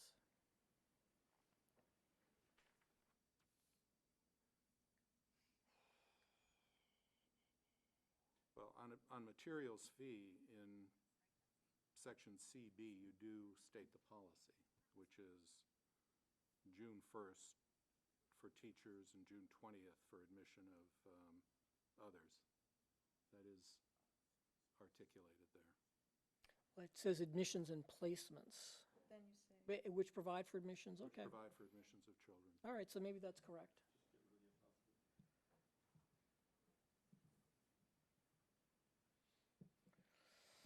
Okay. And is that, so, just so I understand, is that, I guess I'm not clear as to the difference between the options and the ideas and suggestions. So the language suggests, given that the language says should, it is presented like a recommendation. And so therefore, if we are voting on this document, we actually agree with that statement that they should, or is this an option? Well, Something they could do? I think that if you look at the heading, the options are options to affect population, as opposed to other non-population suggestions. You could, I guess you could call them options. I guess we could call them options, but, you know, the A is not an option, right? We could make it an option, I suppose. Or we could change should, could. Why don't we just change C to other options? I think it just keeps it consistent. If that's okay. How about other options and suggestions? Just other options. Other option, well, I don't think A is an option, but, okay. Fine. Change could to should, you make Yeah, it. it does seem to me like there are some things that you are specifically recommending, like A, intensify legislative lobbying efforts, Right, which is different from some of the other things on that list, which, right. you know, I think, at least from my perspective, some folks on this committee may or may not agree with. Right. So I personally would feel comfortable more comfortable separating those, as opposed to having them categorized, because it does appear like a recommendation to me. Just to further your point, Beth, I mean, there are in essence 3 big sections here. One's executive summary, one's non-resident population findings, and then we move to options. So everything under options should be an option.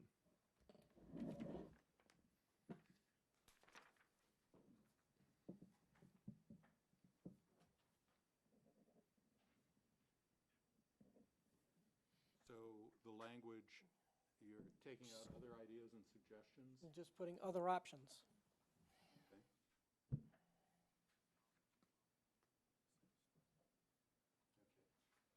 Beth, I'm looking back at the chart from last year, and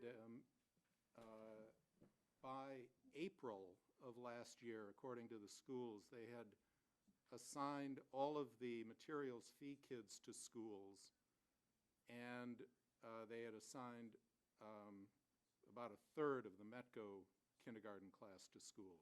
So The information that we received from Bill in our meeting in early April indicated that this year assignments were being made as late as possible, and they would be around mid-May, and that it would be happening at the same time as the buffer zone students, materials fee, and Metco. good. Okay. All right. So with Jim's amendment to 4A, the change in 5 to be worked out by Chad, Cliff, and Kevin, the deletion, taking out in 7, taking out the word relatively and putting a period after ineffective, changing C to other options under Metco, and C, Part B, changing that to the school department should accept new students and make allocations to individual schools for Metco children as late as possible. Has that captured all of the changes? You also have under materials fee, other non-population suggestions to options, under CB. There's removing the appositive rather than in February, as is now the case. Under Metco CB, remove should. Also remove instead of February. Wait, we're under materials fee? Yep, and then move to Metco for a second under C as well. Did you, under materials fee, Yep. C, The CB, it says after June 1st is a comma. This is rather than February, as is now the case. We should remove that, I believe. No? No, the admissions were certainly done in February this year. It's the class assignment, so Okay. that's accurate there. But it says in placements before that. So it suggests the placements occurred in February, doesn't it? Or am I wrong in reading that? Which provide for admissions. I'm just trying to make sure we don't have any. Well, it's actually, but, yeah, for the, School departments use for tool, follows policy on admissions and placements, which provide for the admissions of teachers to be decided no later than June 1st. Okay, got it. Keep that. Are we okay there? Yep. and the should is being changed on that B. Under materials fee? Yeah, to could or should consider using rather than the should, because we haven't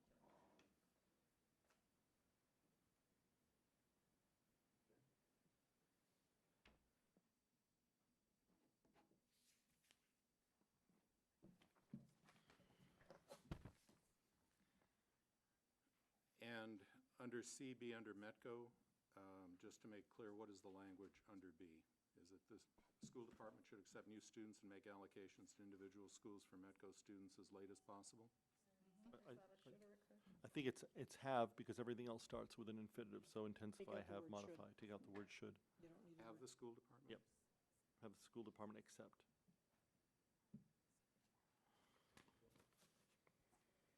Okay.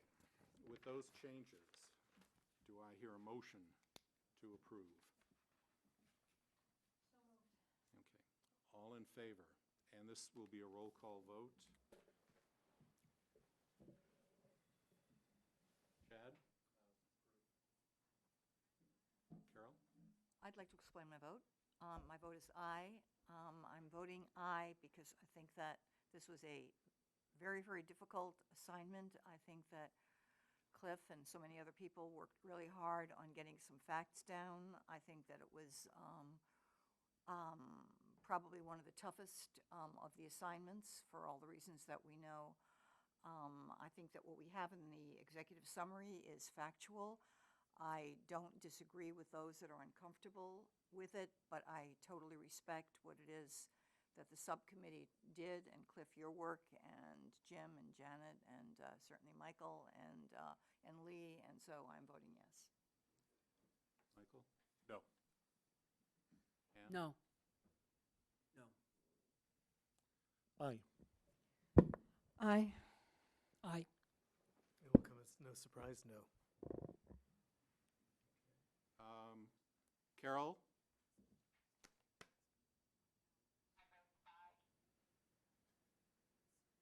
And Beth? No.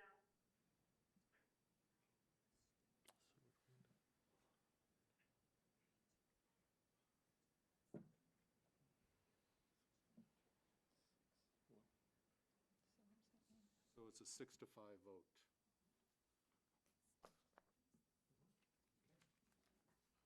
Thank you. Okay.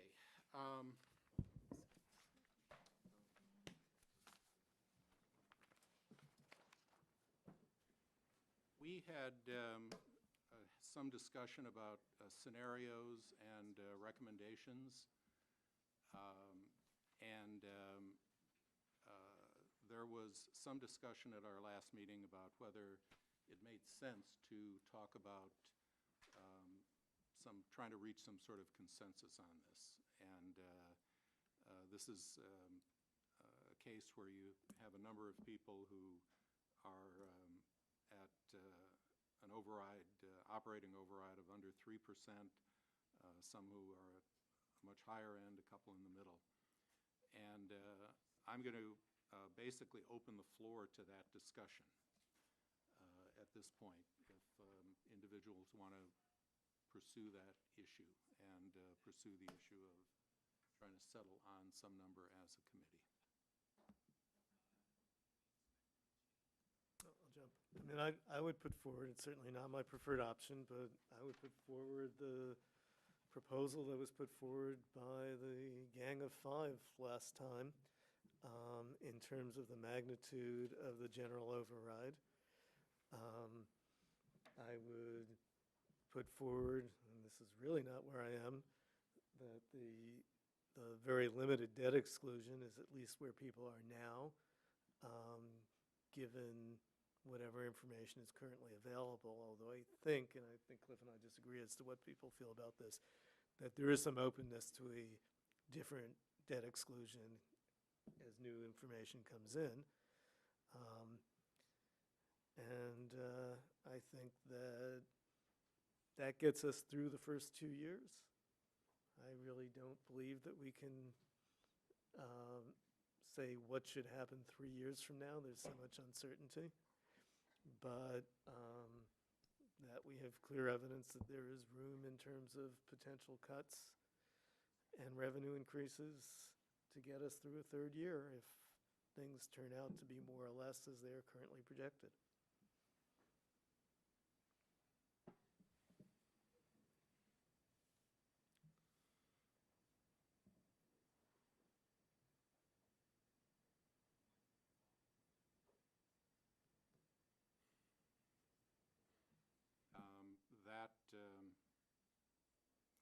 Obviously, there are individuals who were not in that position, including yourself. Right.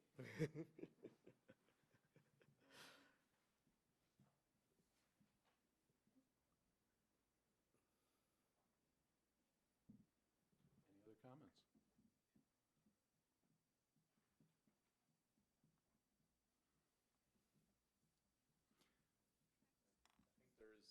I don't know where the final number ended up, but I think it was at least 7 people exactly, who reached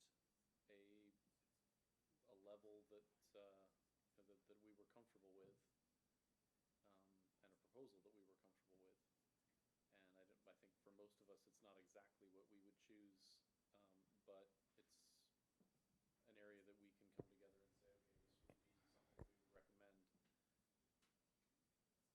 I don't know if anyone else sees that proposal as being something they would move towards, and I also don't know if any other people have found themselves at another point of subgroup consensus where there is some number of people who say, here's another proposal. I think given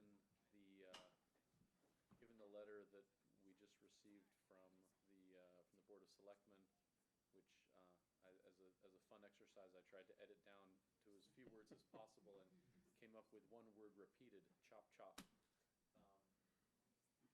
I think there's something to be said for the idea that if there aren't more people who are interested in coming to the proposal that now has a group of 7, Great. I actually counted more last time, but anyway. I think There- it's, I think the group, I think it's a different Different proposal group. than what Kevin's Oh. talking about. Okay. Then I don't know about it. No, then I think that for me would be an indicator that we are probably not going to come to consensus, other than maybe on some specific sub-recommendations. I mean, I think that there was, from the exercise where we looked at specific steps along the way, there was a fair amount of consensus on things like a small increase to class size, combined with we had proposed a very small recommendation in materials fee and no change to Metco, as a mechanism to address classroom demands. Obviously, the school committee would make the final choice on how to enact that. They could do a larger class increase or some other change. We had some consensus on a number of other items, so that might be a basis of consensus, not on a specific proposal. Otherwise, I think that we have a proposal that has 7 members of the committee supporting it? We can put I, that out. I think we're talking two different things. There was a group of 5 that found consensus, which got us to an override of approximately 7%. There was another group of us. 7 million, not 7%. Sorry, whatever. There was another group of us that said, that sort of tended toward a lower override, but I think that the majority of us would be willing to move toward the middle. My recollection of last week is when we presented the middle, there were people who said, no, they wanted to move back to either pole. So I'm with Kevin. There's not everything that I would like. I actually disagree with Kevin on many points, but I'm willing to vote for that consensus of the group of 5 that was presented to the whole committee 2 weeks ago, unless people want to move to one or the other poles. And Tim, as I recall, 2 weeks ago, wanted a discussion of the no to Driscoll, as we phrased it, proposal to understand the reasoning behind it. But there were 10 of us who would hold off on that. I do want to make clear that the quote-unquote group of 5 did not come forth with a proposal. It was just an analysis, okay? It was just taking information. It was not a proposal, all right? So just, I want to emphasize that for everybody.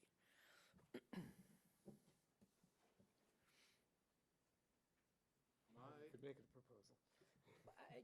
But we didn't want it, we certainly didn't discuss it in terms of a proposal amongst ourselves. We didn't take a vote, and I think we specifically didn't want to do that. So let me now make a proposal to the larger group that we have a discussion around that consensus that was in the analysis, so that we're not here well into the wee hours of the morning, coming out in the same place. It is a move toward the middle. It would show that we're a little bit better than the U.S. Congress in being able to compromise. And so I throw that out to the rest of you.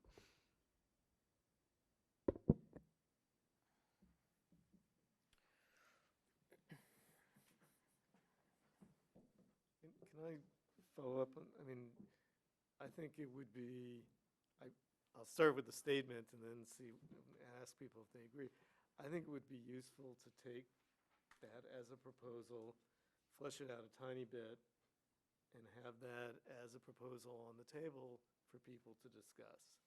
And my feeling is if we can't get near a consensus on that, we won't make consensus. And so I guess I would hope, I gather we're coming back here in 2 days. I would hope that maybe the same group could write this as a proposal, right, or as a motion, and that we could discuss it next time. Now, if people think that would be a waste of time, then I think we should just move on to sort of what's left to do, because Well, I guess there's majority, minority, or people writing different views. yeah, I think we could submit 15 reports. Or 2 or 3, I don't know.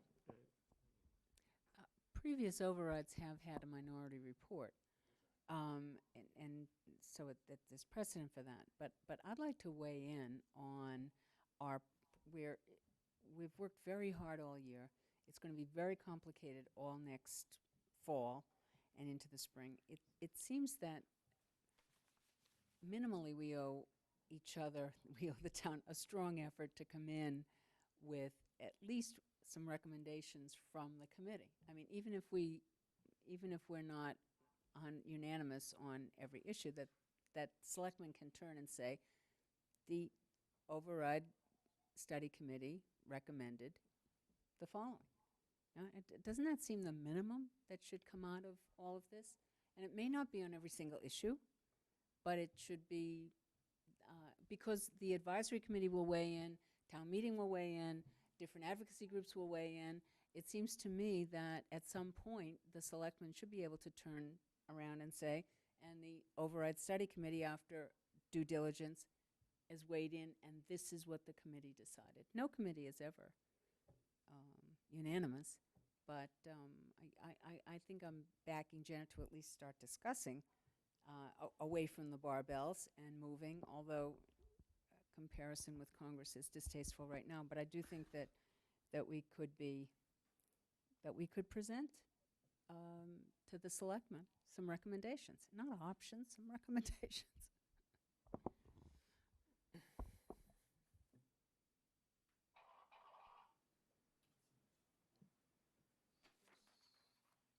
Well, there were, as I read this, there were 7 and possibly 8 who were,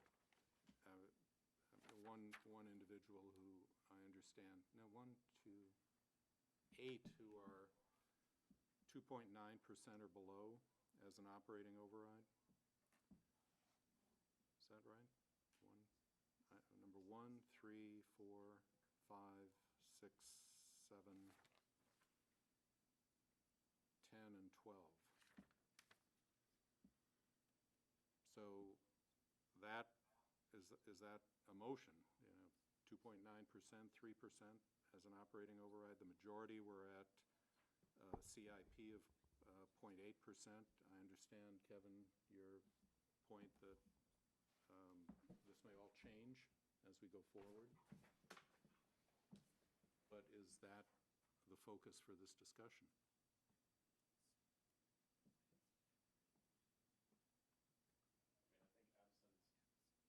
I think absent any other identified sub-consensus that would be another point of discussion, I think that should be. If we have 7 or 8 people at a certain proposal. To just discuss the number, could we discuss how people got to the number? Yeah, but- Is it appropriate to discuss the Driscoll issue tonight? Do people want to do that Yeah, absolutely. on the table? Because that is something that put the number there for a lot of us. So is that appropriate? Yeah, absolutely. There were, as I recall the discussion, there were 10 individuals who did not want to provide funding for Driscoll or the high school, or stated otherwise, who wanted to use all of the CIP bonding capacity for devotion and minimize the override that would be needed to fund devotion to 0.8%. Or approximately, I think, 23 million. So can I just jump in there? And I'm remembering the same number as you. So I think one of the questions I was left with was, were people getting there by virtue of saying their underlying recommendation suggested they felt you should do a variety of things such that classroom capacity could be, classroom need could be diminished, and therefore you wouldn't, in their view, you wouldn't need a school? Or was it more that there's not a ripeness about Driscoll to be comfortable with it? Because I think those are two different things. One is, there's a project coming, we don't know enough about it, it's coming in 2 years. That is just, again, that's, I think, it's just a different message than I think a project's not necessary because we're recommending X, Y, and Z policy change that would mitigate the need for it. And I was part of the 5, so that's why it's hard for me to know. So I would say that I don't think that Driscoll should go forward because I don't think we have enough information to know that it's the right one. That we can mitigate in the short term until we get more information about Hancock Village, information from some of the other places that if Sergio were here, he could tell you what all the deadlines are that are coming up. Someone called Sergio? I And sent him an email, and we tried calling. I also tried to call him. And so I just think, my reaction is go small now. You need to let the voters know something else is coming, but let's get it right what that something else is. And from everything I've heard, and with all of the uncertainties that exist, I'm not sure that going forward with Driscoll is the right one, and it might be. But we can buy a little bit of time with some of these other things, but not that we will never need to do that next school.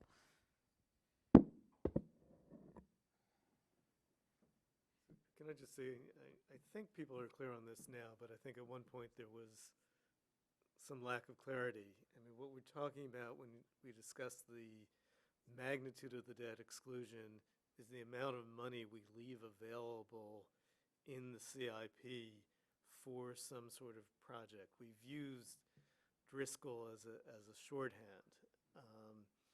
And so, again, I'm in the minority on this, but, it seems to me that the argument for not doing it is, for not voting it, is that we don't know if the magnitude of that project is going to be greater or less than the amount that would be equivalent to what we currently think Driscoll would cost.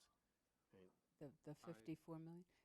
And I think part of that argument, if Sergio were here, he would say the high school is looming.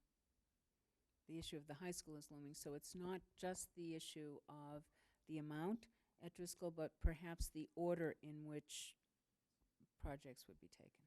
Yeah, I respectfully, Kevin, I don't think that that was the rationale.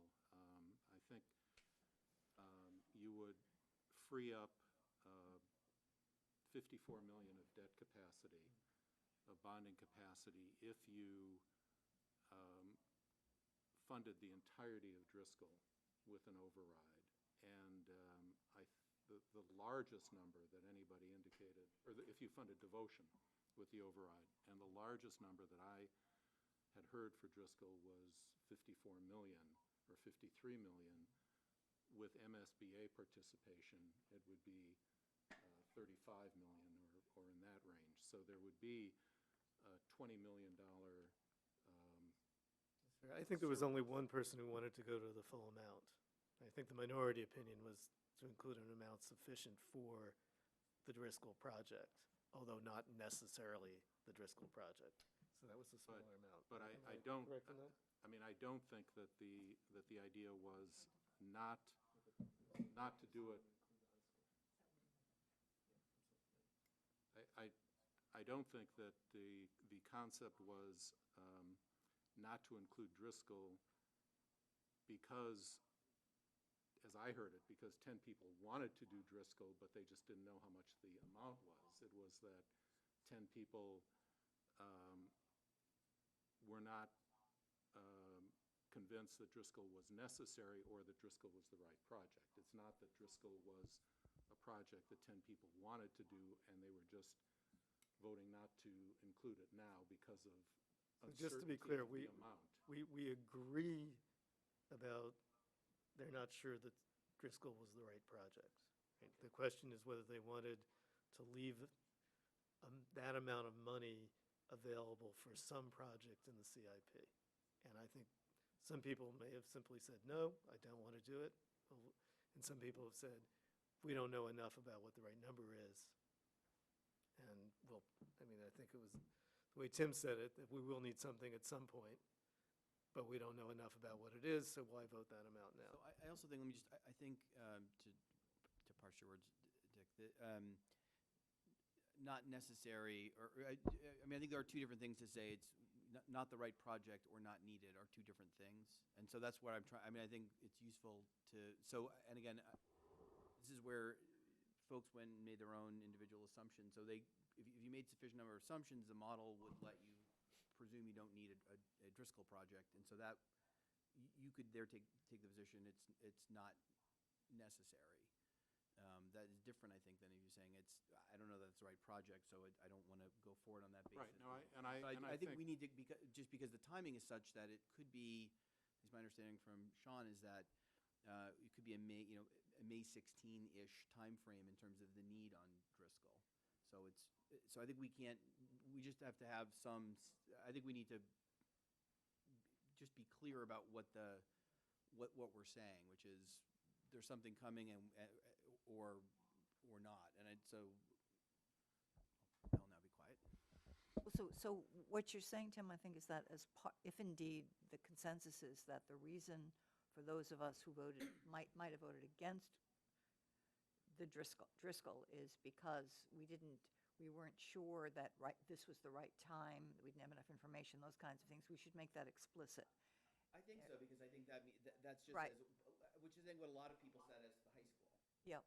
Well, I think that was clear. Right. So that was, I think that was easy. Yes. That was easy. And my sense was that on Driscoll, there were a variety of reasons, and I actually think Susan articulated them at one point. You know, we don't know, it may not be necessary. I think you used the expression, there might not, was it the appetite for more, or I don't know, but that you might not want to do this and then find another project coming down the pike that was needed more, depending on what happened at Hancock Village. I think there were a variety of factors that can be articulated and should be articulated.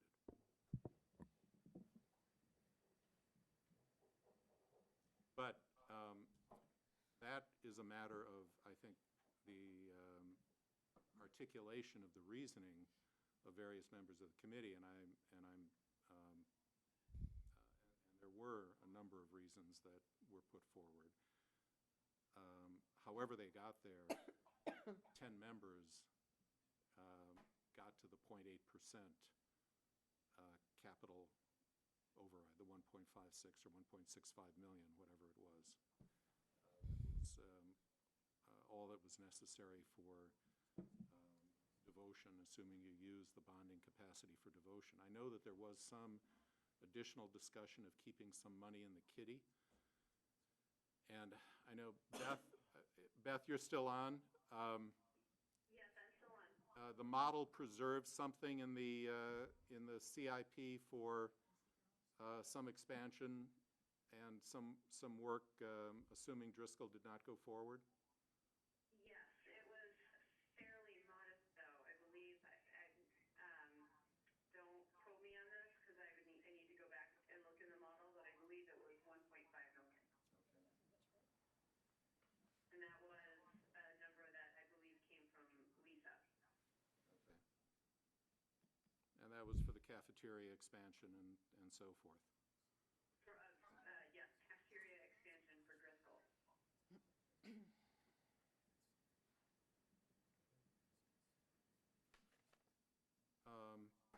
Any further discussion or comments about the capital side, the debt exclusion override? Jim?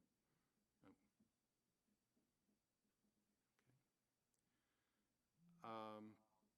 The other part of this, obviously, is the amount of the tax increase in the operating override, and then the other revenues that would be raised. And I know that there was some divergence of opinion on that issue. And do people want to talk about that? Non-tax revenues.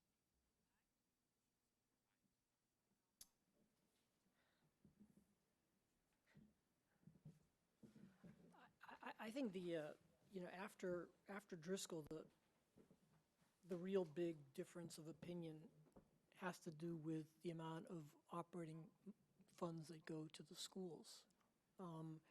I don't think there were huge differences on the other revenues across the board, or, the expense reductions in the town.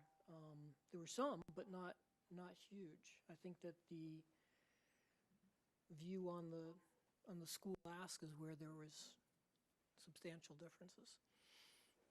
I could be wrong about that, but.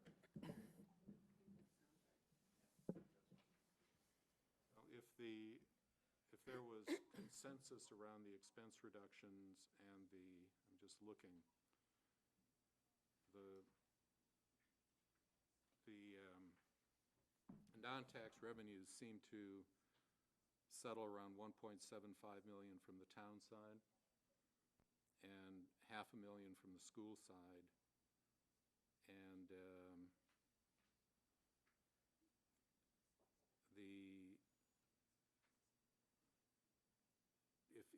if you plug those numbers in, don't you really get to the expense reductions on the school side?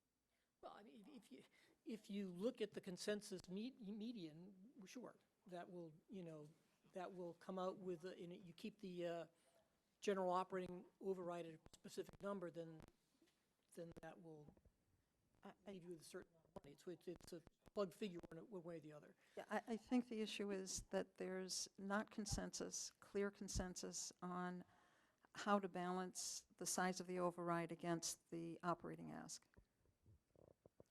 That there are those who would like a larger operating ask and therefore are willing to say the override should be higher. School operating. Yeah, and therefore that the schools should have, there should be a higher override amount.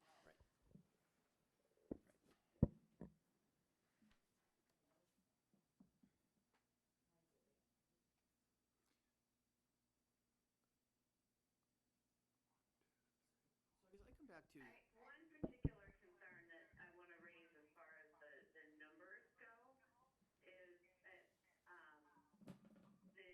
the inclusion of the roughly $500,000 for school revenue in our estimates, while I do think that there were a number of people who put those forth in the model, I believe that even in the subcommittee's report, it was expressed that quite a lot still needed to be done to confirm those numbers.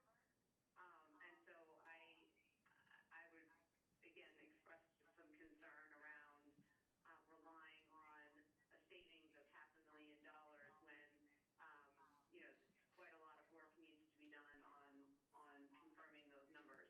And Peter has also expressed concern about them possibly being too large.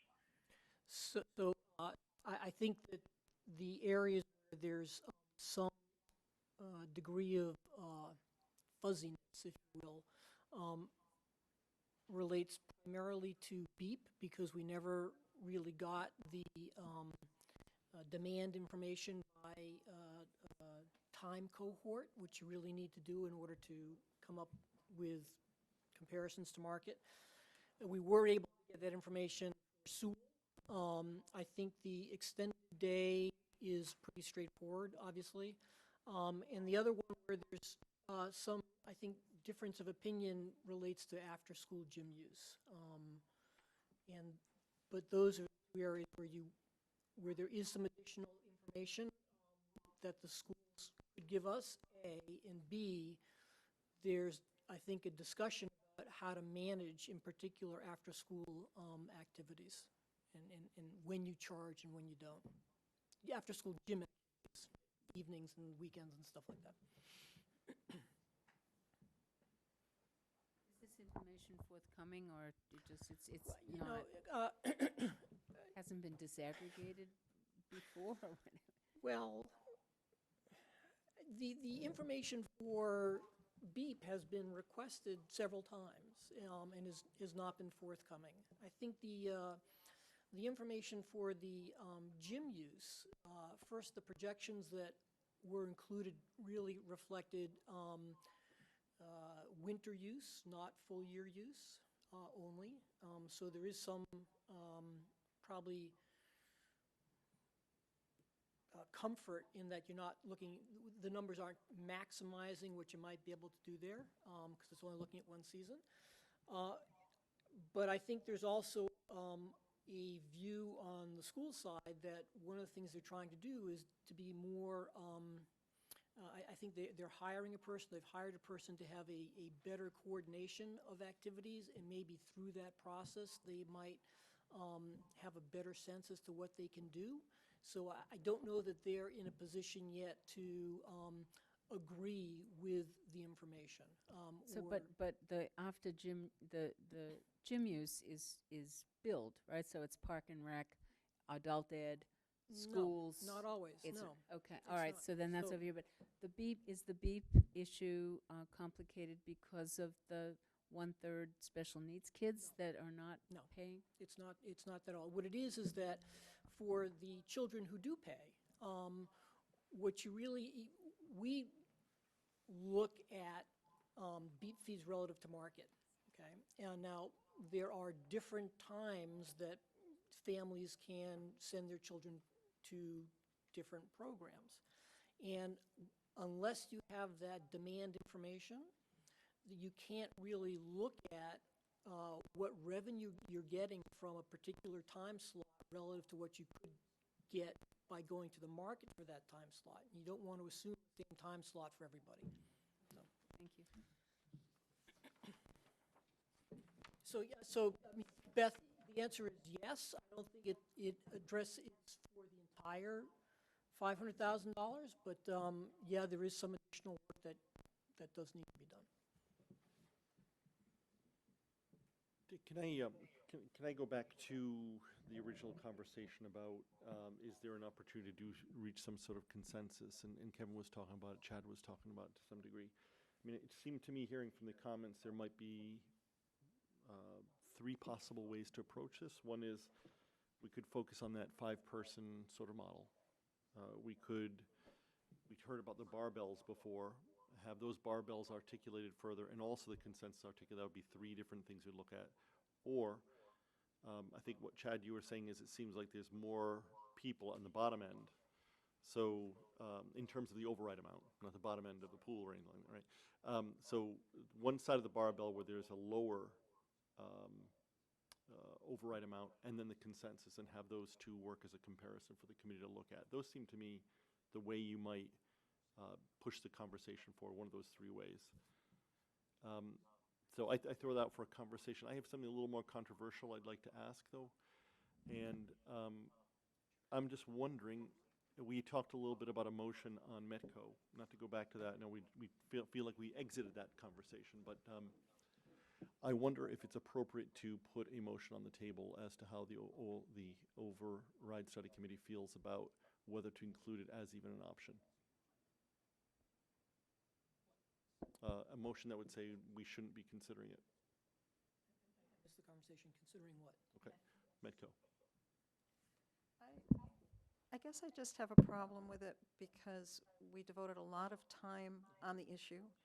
The town knows that we're looking at the issue. So my question is, what are you saying by, I guess I'm not sure what it is you're saying. Are you saying delete it? Are you saying that this is one tool that is sacrosanct and anything else we want to do is okay but this one?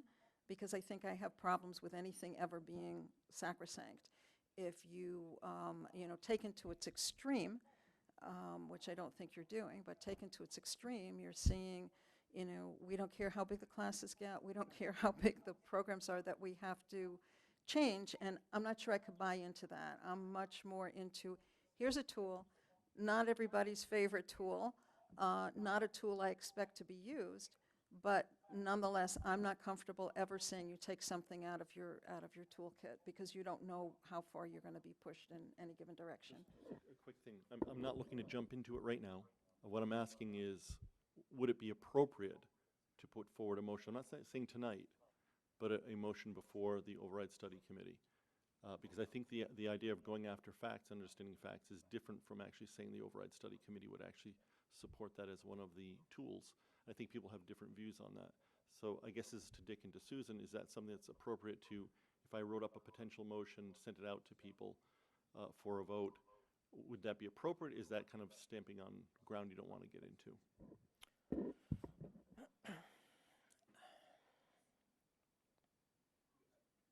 I mean, I personally think it makes sense to consider it.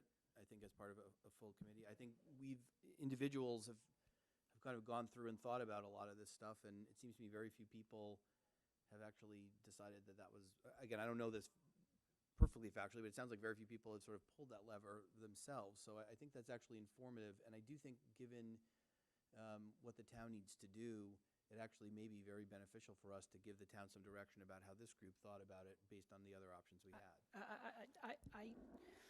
I guess I have a concern about essentially recommending that something that the schools already have in their quiver, that in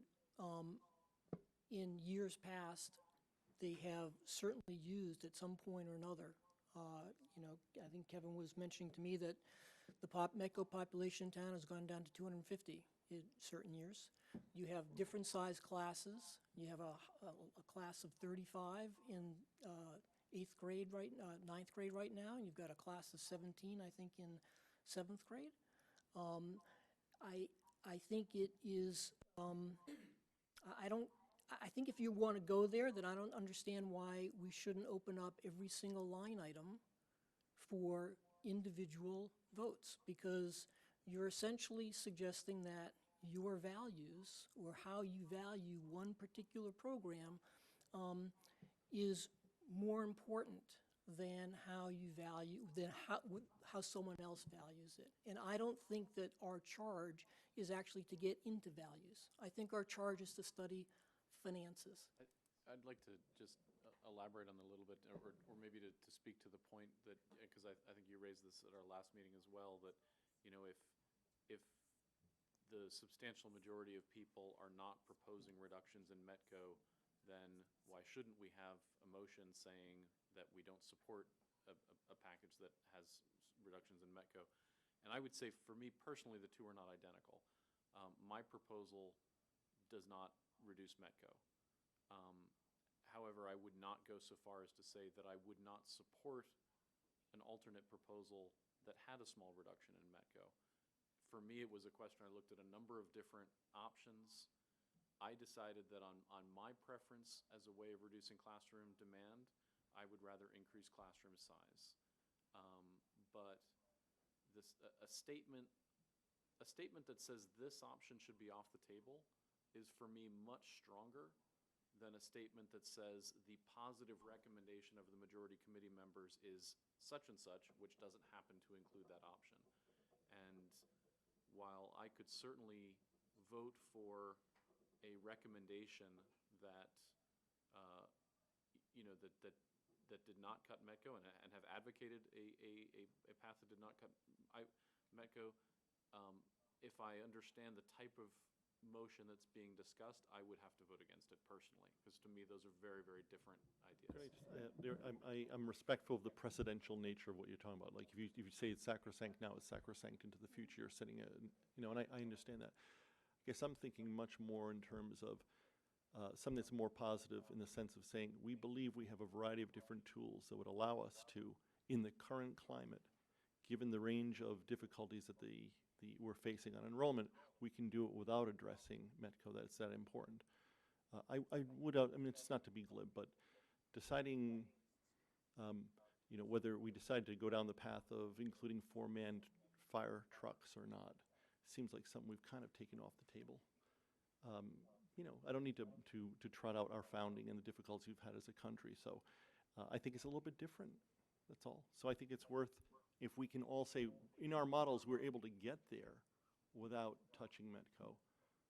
Like I So said, we could say that's different from what I It heard you might say. depend on the motion. I had thought you were talking about a motion that was similar to what I think you were talking about at the last time, which to me is something much stronger than I would support. If there's a statement that goes alongside a recommendation that says,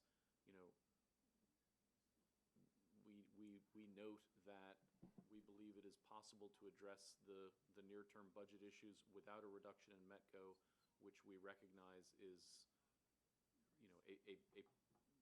a program that has particular value to many members of our community. I don't know, I'd have to think about that, but that for me is very different than something that said, we would not support. And just to be clear, I don't want to throw this out for now. What I was just asking is whether it's appropriate if I could craft something to put in front and share with committee members that we could vote on at some point. That's what I'm asking. And I'm not trying to drag us back in this conversation, which we exited about, 45 minutes ago. So that's all I'm putting on the table, is whether that might be. So as someone who has struggled with this issue fairly close up as a member of Population SPED, I've come to the conclusion that we have spent an enormous amount of time. Not that it's not an important issue, but it's so tangential to the issue of the override. And I think I have issues with it on that basis. We're examining an override. Our charge was to look at everything we did. We turned over every rock. We identified every tool. But let's get back to focusing on the override, because this is not going to be a vote before the town as to whether or not they support or do not support Metco. I would support Jim crafting something along the lines that Jim, I think you just said, and Chad said. And the reason is, although I agree with you, Janet, that we have spent an incredible amount of time, and it's fairly tangential in terms of numbers. In terms of perception, it's not. It's been a big, big issue. That's that, I mean, for a variety of reasons. And so I think that since it appears that the consensus of the Override Study Committee, each one of us, or I think each one of us, did indeed, when we put the model together, did not eliminate Metco. I think that I would like to have language that reflects Reduce. that. Eliminate. Excuse me? Reduce. Nobody Reduce, sorry. eliminated and Sorry, only one sorry, it did not reduced. reduce or eliminate Metco. I'd like to have some, I'd like to look at it and see, because I think it may be an important statement for us to make, given the perception in the community. I think, just from looking at what people did, I think that a factual statement that the majority of members of this committee got to where they got without touching Metco, which I think, Chad, is really what you're suggesting, and Jim, what you're suggesting now. It's not what I heard you say initially, which I really heard as a more absolute rather than a statement of fact. Just to give you, I did a little thinking about this before, but just to give you a sense of the flavor I'm thinking about. Something like, with the foundation of strong analytic work undertaken by the task force, the Override Study Committee has given thought to whether alterations to the Metco program should be one of the options before the town. With little interest demonstrated in the scenarios produced by individual committee members in alterations to Metco, and ample other tools available to the community, the OSC believes that changes to Metco should not currently be an option. I couldn't support that. That's too strong for me to say. I think pointing out that the OSC has identified a proposal, and that the weight of our, the weight of our support goes behind a proposal that does not reduce Metco is very different from saying that it should not, we do believe it should not be considered an option. I don't even agree that it shouldn't be considered an option. My personal recommendation would be not to reduce it, but I do think that it was an option I considered. I definitely did not rule it out. I think that it is, as painful as it is to talk about, I think it is too large an expense item for me to feel that I'm being responsible if I say to the selectmen that they should not even consider it as an option. So I'm willing to discuss some other possibility, but just so you know, I mean, to thinking me, that far, I would have to. if the choice came to having 24 kids or 25 kids in a class or 26 kids in a class, I mean, that's what I say you can't consider this option means to me. And I don't know where we're going to go, because I don't know what next year's enrollment is. But I can't see putting something, I could not vote for something that sacrificed the good of the whole, because then I would have to wonder what the children coming into the school system from out of district are coming here for if we're weakening the whole system. I don't think we're there yet. But you start to open that as a no, no, no, no, we can never touch it. And everything has to be looked at. Doesn't mean that everything has to be done. That the can doesn't mean you should, but I think we need to leave the can out there.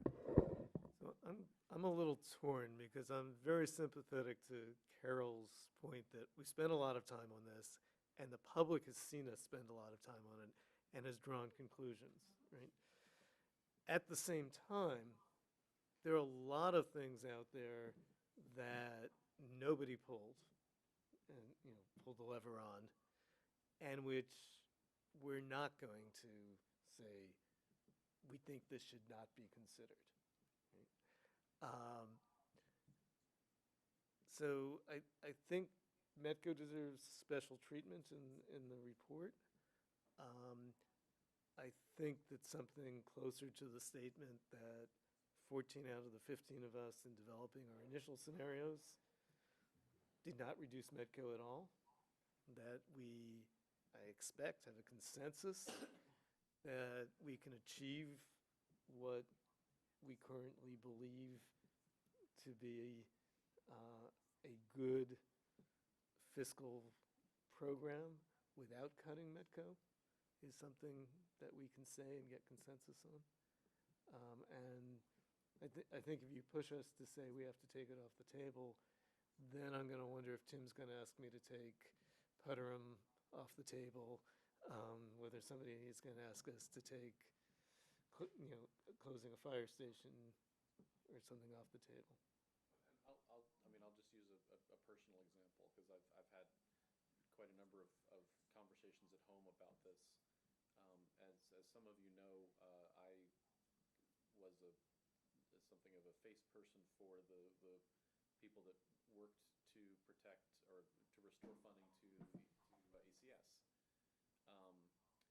If I had to, if the choices on the table were eliminating ECS or saving the amount of money that it takes for ECS from Metco, which would be somewhere between a 5 and 10% reduction in Metco costs, I would take a 5 to 10% reduction in Metco costs and save ECS. And honestly, it wouldn't be close. Now, we don't have to have that choice, and they work in somewhat different ways. Metco, if it was reduced, is really about classroom space rather than a staff person. But at some point, these numbers become fungible. And this goes back to Cliff's point. If we say, okay, well, we're going to take Metco off the table, or say we don't think it should be an option, then I think we all have things that we would really like not to have be off the table. I would like there to be a clear statement from the committee that whatever else the school committee does, they fully fund the enhancement of ECS, because I think it's still going to be underfunded. But that's a personal view. I think the selectmen and the school committee should be looking at all of that holistically and should not be dictated to on one point. All right, enough on that.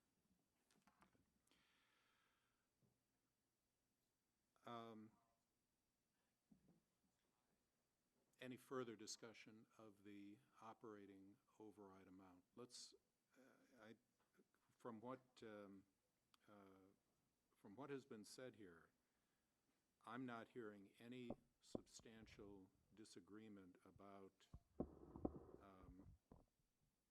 other revenue sources from the town, though that I will say that the range of other revenue sources from the town range from zero or a negative amount to $3.5 million as I look at it. But we do have to, I think we talked about this a couple of weeks ago. There were a few outlier things included that probably skew those numbers at the high end. So I don't know that, the range might be narrower if you threw out some of the highs and lows. You mean like which closing a we fire did at some company? point. No, that wasn't. 1.5 million? No, it was more like the real estate transfer tax. Okay. That's a big number. Yeah. A couple of people had $1.50 instead of $1.25. That's another $900,000 for those Parking, individuals. So a couple of those things add up. And that's why you have some people at I think a particularly high number. So I think this is a very difficult way to have the discussion, right? Yeah. Because I agree. one person thinks we need X dollars in the general override and Y dollars in other sources of revenue, and the second person says, well, no, that's me, no increases in the fees and fines, that's inefficient, let's put it into the general override. I really would like to work with Janet, and I hope maybe some of the other members of the Group of Five, to put together a formal proposal for next time, which would be a motion. And if there are more extreme motions that people want to bring forward, I think if we work off of 1 or 2 or 3 Absolutely. full proposals and people can amend it, we have some chance of coming out with a conclusion. But I can't talk about what the rate override, general override number is without knowing where we're coming on the, is it $1.25 or $1.50? Sounds like a good idea. I agree. So, as someone who worked with you as part of the Group of Five, are you saying we come up with our own specifics, or? I think it would be really great. I would happily work with you. And Sure. I would love Lisa and. By Thursday, though, I can't. I'm not. By email? I mean, I think we're pretty close. Tomorrow afternoon, maybe. I mean, I'm willing, let's talk, yeah. right. Just be clear on what you're proposing on doing, I mean, or what you envision the end product to be. You envision the end product to be 2 or 3 full recommendations that groups of people will get behind, or am I? My ideal would be that there's one that gets sufficiently strong support that we can simply say there are a couple of people who want something different in each direction, but there's a center of the committee, right? The less ideal would be, 9 people think it should be X and 6 people think can get behind Y, right? But I think you need a full proposal for people to discuss. Yes, I think so I also. think- I think that, Chad mentioned 6 or 7 people that probably should put forth, if they actually have one, their own proposal. I think you've got the Gang of 5 proposal, and if there's another proposal Like that, Mao, the Gang of 5. That's where it came from. if there's something else that people want to suggest, some folks are going to need to get together and put it together. I No, guess but- I have but- a little bit, no, I'm not Yeah. suggesting that I'm going to, it seems a little, I find it difficult to believe that there's going to be one proposal that we can all get behind. I don't know, maybe. I don't think anyone's suggesting there's one proposal we can all get behind, but my thought is, some of this happened in conversations while, not large enough to trigger issues, conversations while I was away, but my understanding is that there is a group of 6 or 7 or so people who have either a specific proposal or something very, very close to it that they would be comfortable saying, I could vote for this. And I don't think anyone believes that the whole committee will say, I could vote for this. But my thought is that that's a large enough number of people that it's worth putting that on the table and seeing how people respond to it. I would also be very interested in hearing from whatever might come out of the other barbell. I don't have a sense of how many people are how close on the other end. I know that there's sort of higher override levels, but I don't know if has the same level of consistency or agreement in terms of how you get there. But I'm not suggesting this should be the proposal that would then see if everyone can get behind. I'm simply saying I think if there's anything that has even 3 or 4 people behind it, that starts to look like a potential minority report recommendation and should probably be aired in front of the committee. From the analysis of the analysis group, not proposal group, I guess the 5 of us, there's strong consensus about the capital. There's strong consensus about which levers you pull to get revenue. The place where there are the barbells are on how much of what the school has asked for. And the Gang of 7, or whatever you're calling the group of us who there's a low-end group, and I missed the last meeting of that too. And there's a high-end group we can tell from the analysis that we did, but we don't know who they are or if they have come together around why they want to push higher than some of us do. I personally am for consensus, for splitting the difference. But those who feel very strongly that you should fund more of the school ask than those other of us who would fund less, we were hoping could self-identify and bring an alternate proposal. I think that's what Chad is saying. So, I mean, this may be easier if I think we should take one more shot at, I thought the average of the averages, or whatever the group was called. I mean, so we looked at that. There clearly, my memory is there were 10 people that sort of said I could think about getting there. And there were some folks that said no, I think, because they thought that was not a sufficient amount of support for school spending, and some who said no for the other reason. But at least, There were some people who said no because the middle is too much, and some people who said no because the middle was. right. But so you have, but Consensus. so I think it is worth seeing if that so either that comes together or it doesn't. If that doesn't come together, it's going to come together. I think it creates then, I think your point is a group that is lower on that band in terms of new revenue and spending, and a band that's higher. And I think we should sort of try to identify that and have that be the basis of sort of two reports, and then we see where they come out in terms of votes. But I think it'd be good to see if we can get to a consensus, and if we can, there may be minority reports on the high or low side of it. But Right. I don't think we should assume that right away from the start, that there are going to be two diametrically opposed reports. I'd rather go with Kevin's idea of having one report with addenda, or, and not to decide is to decide. We're going to look like a pretty weak committee if we go in with 3 or 4 possible recommendation option. Maybe you could do this. I think it's time. We've got to the end of the month, and we got to make a decision. And some of us, coming out of the municipal, my colleagues can tell you, I was not 100% behind a lot of parts of that report, but I voted for it, and it went forward. That's what's going to happen. Right. I think the benefit of actually trying to do what you're suggesting, to a large extent, comes from time. Because if we spend time on the Group of 5 proposal and there isn't agreement, then I think you just try to do a few things concurrently, so as opposed to consecutively. That's the only reason to do it.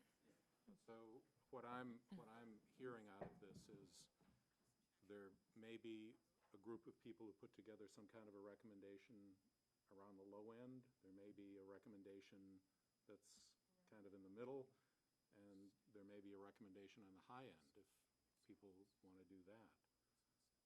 And we discuss those. I guess we've identified a low end, we've identified a middle. I don't know who's in favor of the high end. I mean, Well, there are some people, though I suspect that the dynamics will be if we vote the low end, that the high end group will then come up with a minority report. I mean, it Right would be now, we nice see. if we could right- see those at the same time so we could decide. But is anybody here? Can I just ask, is this for Thursday? Yes. So there were a few people that self-identified last meeting, myself included, who were on the higher end, and so I'm happy to try and coordinate that group if folks want to reach out to me. Susan and I were just talking about whether the meeting on Thursday makes sense. And one issue, I think, is the demographics subcommittee, Ann, where I'm happy to speak to that now a little bit. We've had trouble with schedules in terms of having a quorum. You should have in front of you a draft. I've heard back from Jim, and Sergio has heard back from Kevin on some corrections to that draft. It's my understanding as of this afternoon that there's going to be a recommendation from a member of my subcommittee to change the language in that draft. So we don't yet have a vote of the subcommittee. We are meeting, our scheduled meeting now is 5:30 for this coming Thursday. I know that Sergio cannot make it, except he can call in. I do not know if I will have a quorum for that. So my apologies. But we do not have a voted piece. We do have the draft of the report that's in front of you, and that is substantially what we have been working on. I can tell you in my elevator speech that we have not found any evidence of a decrease in the up until 2020 possibility in the population.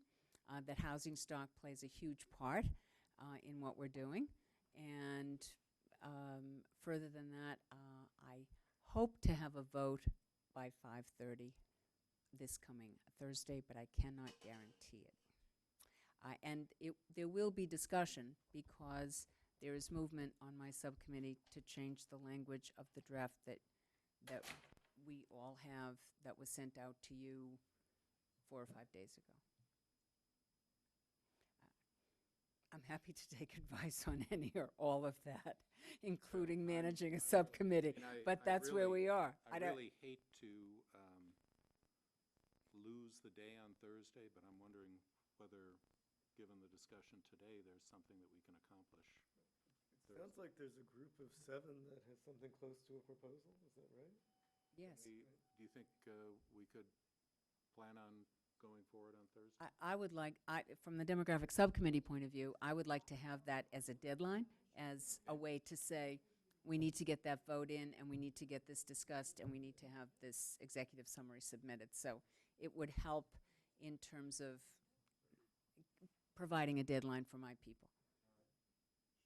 I know I cannot be here on Thursday now. I'm not able to be here on Thursday. We actually had 12 people who had indicated they could attend on Thursday. Would you No, do that? I 'Cause cannot. I can only attend for the first hour of the meeting myself. And only by phone?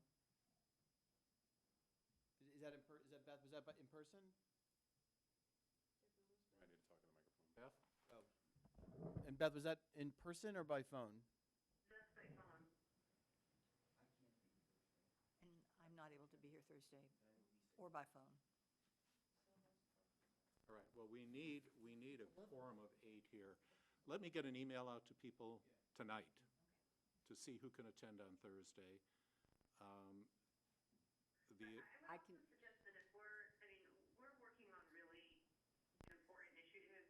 Pretty much everything that we've worked on for the last 9 or so months, 10 months, whatever it's been, is coming down to these conversations. And so I would suggest that it isn't sufficient for us to have a minimum quorum of 8 or 9 people involved in these conversations. It's really, the vast majority of us should be present, in particular if there are going to be any votes taken on scenarios. So what's the option? We are invited to your house, but Well, let me just get, But I wouldn't be, I just want to suggest that having 8 or 9 people there, I don't think is sufficient. Well, I so don't think it's fair to all of us who have put so much time in. let me respond to that, because I think broadly, I think I agree with the principle that you're talking about, that this is trying to reach consensus or trying to get to where we vote on a final proposal is something that we should really set a higher bar than a minimum quorum requirement. At the same time, I think if we look at what we're trying to do and the timeline that we're trying to do it in, I would look. I mean, we're not gonna vote on anything on Thursday. I think what the most that would happen on Thursday is a specific written proposal would be explained and discussed. And I guess what I would ask is if that proposal could also be sent to the people who weren't attending with a recognition that the discussion is not going to be over. Is it better to have that initial discussion and get the proposal out to everybody in 2 days, or is it better to wait till next week to start it? what's the guarantee next week, given family commitments in July, that that will change? yeah. How do we look next week in terms of availability? I can be here any day next I'm not here Thursday. I can be here. It's painful, but I can. So it would be early part of next week. Okay, and I don't know Susan's availability. I will say, I know this wasn't, we didn't have everyone present today, but I found the discussions today helpful. The Medco piece, we've been saying the same thing on that and where we fall since January.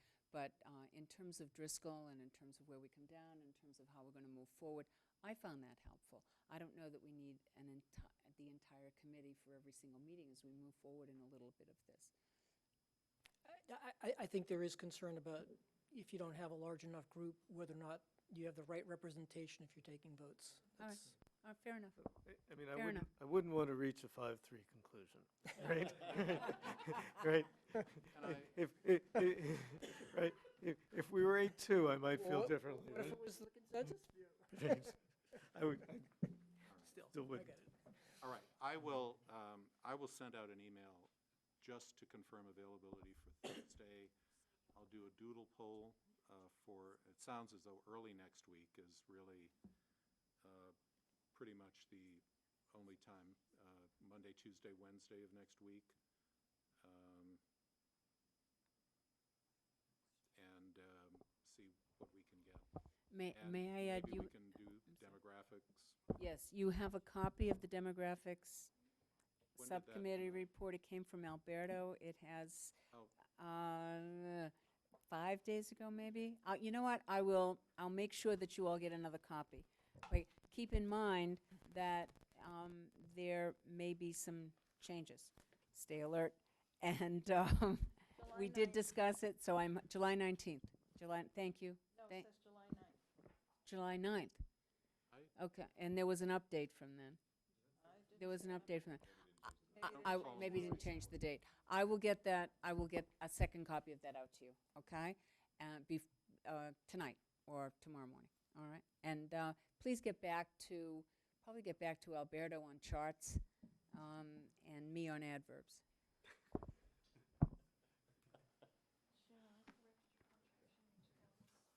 All right, thank you all. Kevin, We are I'm lurching available toward a conclusion here. I'm gonna try to go home and Or eat into the evening, Yeah. but if I don't want to sit home waiting for an email, No. so approximately when? I am going to endeavor. It's gonna be hot enough tomorrow, I can imagine I'll walk Right. I am tied up all day tomorrow, although I can do things while I'm sitting in a meeting. I am going to try to do it tonight. I'm going to go home, make myself dinner, and try to do it tonight. Consensus isn't really a proposal, but we can sort of repeat the semi-proposal that came out of the group of five. Fair enough. I think, Tomorrow morning I get my hair done and nobody, not even the grandchildren get in the way of that. Right. Well, you know, as I say, I think we've mostly done this. I'm hoping I we'll. don't understand why people feel nailed to the doorpost, but again, I know you and I don't come from the same place. and Right. We're both willing to be in the middle, so Absolutely. tea partiers, that's what we have. Right. Of course, it's an issue of values. How are we all here for? How are you? You back from Oh, of course it's an issue. Always an issue. Sure. My coming over to speak to you right now is an issue of No, values. I didn't say it wasn't an issue of values. Probably is an issue of values.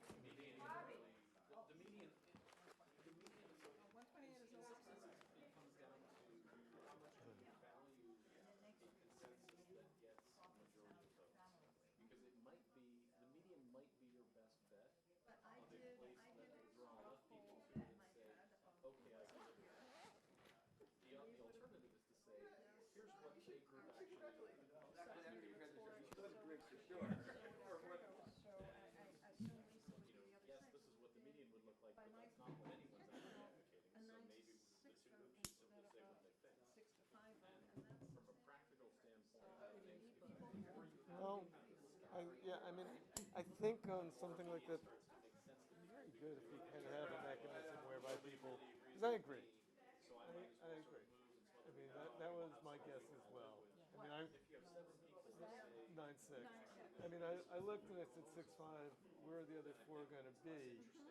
Because, That's what I did, based Right. on what I know now. Right. At least I understand why you were very specific as to what you objected to and would vote for. So, I'm not sure I think if it didn't pass, so then what does it mean? Because it was the majority of the committee that said that, so what would we do? You know, it doesn't matter. It doesn't matter. really upset people who say, This is the part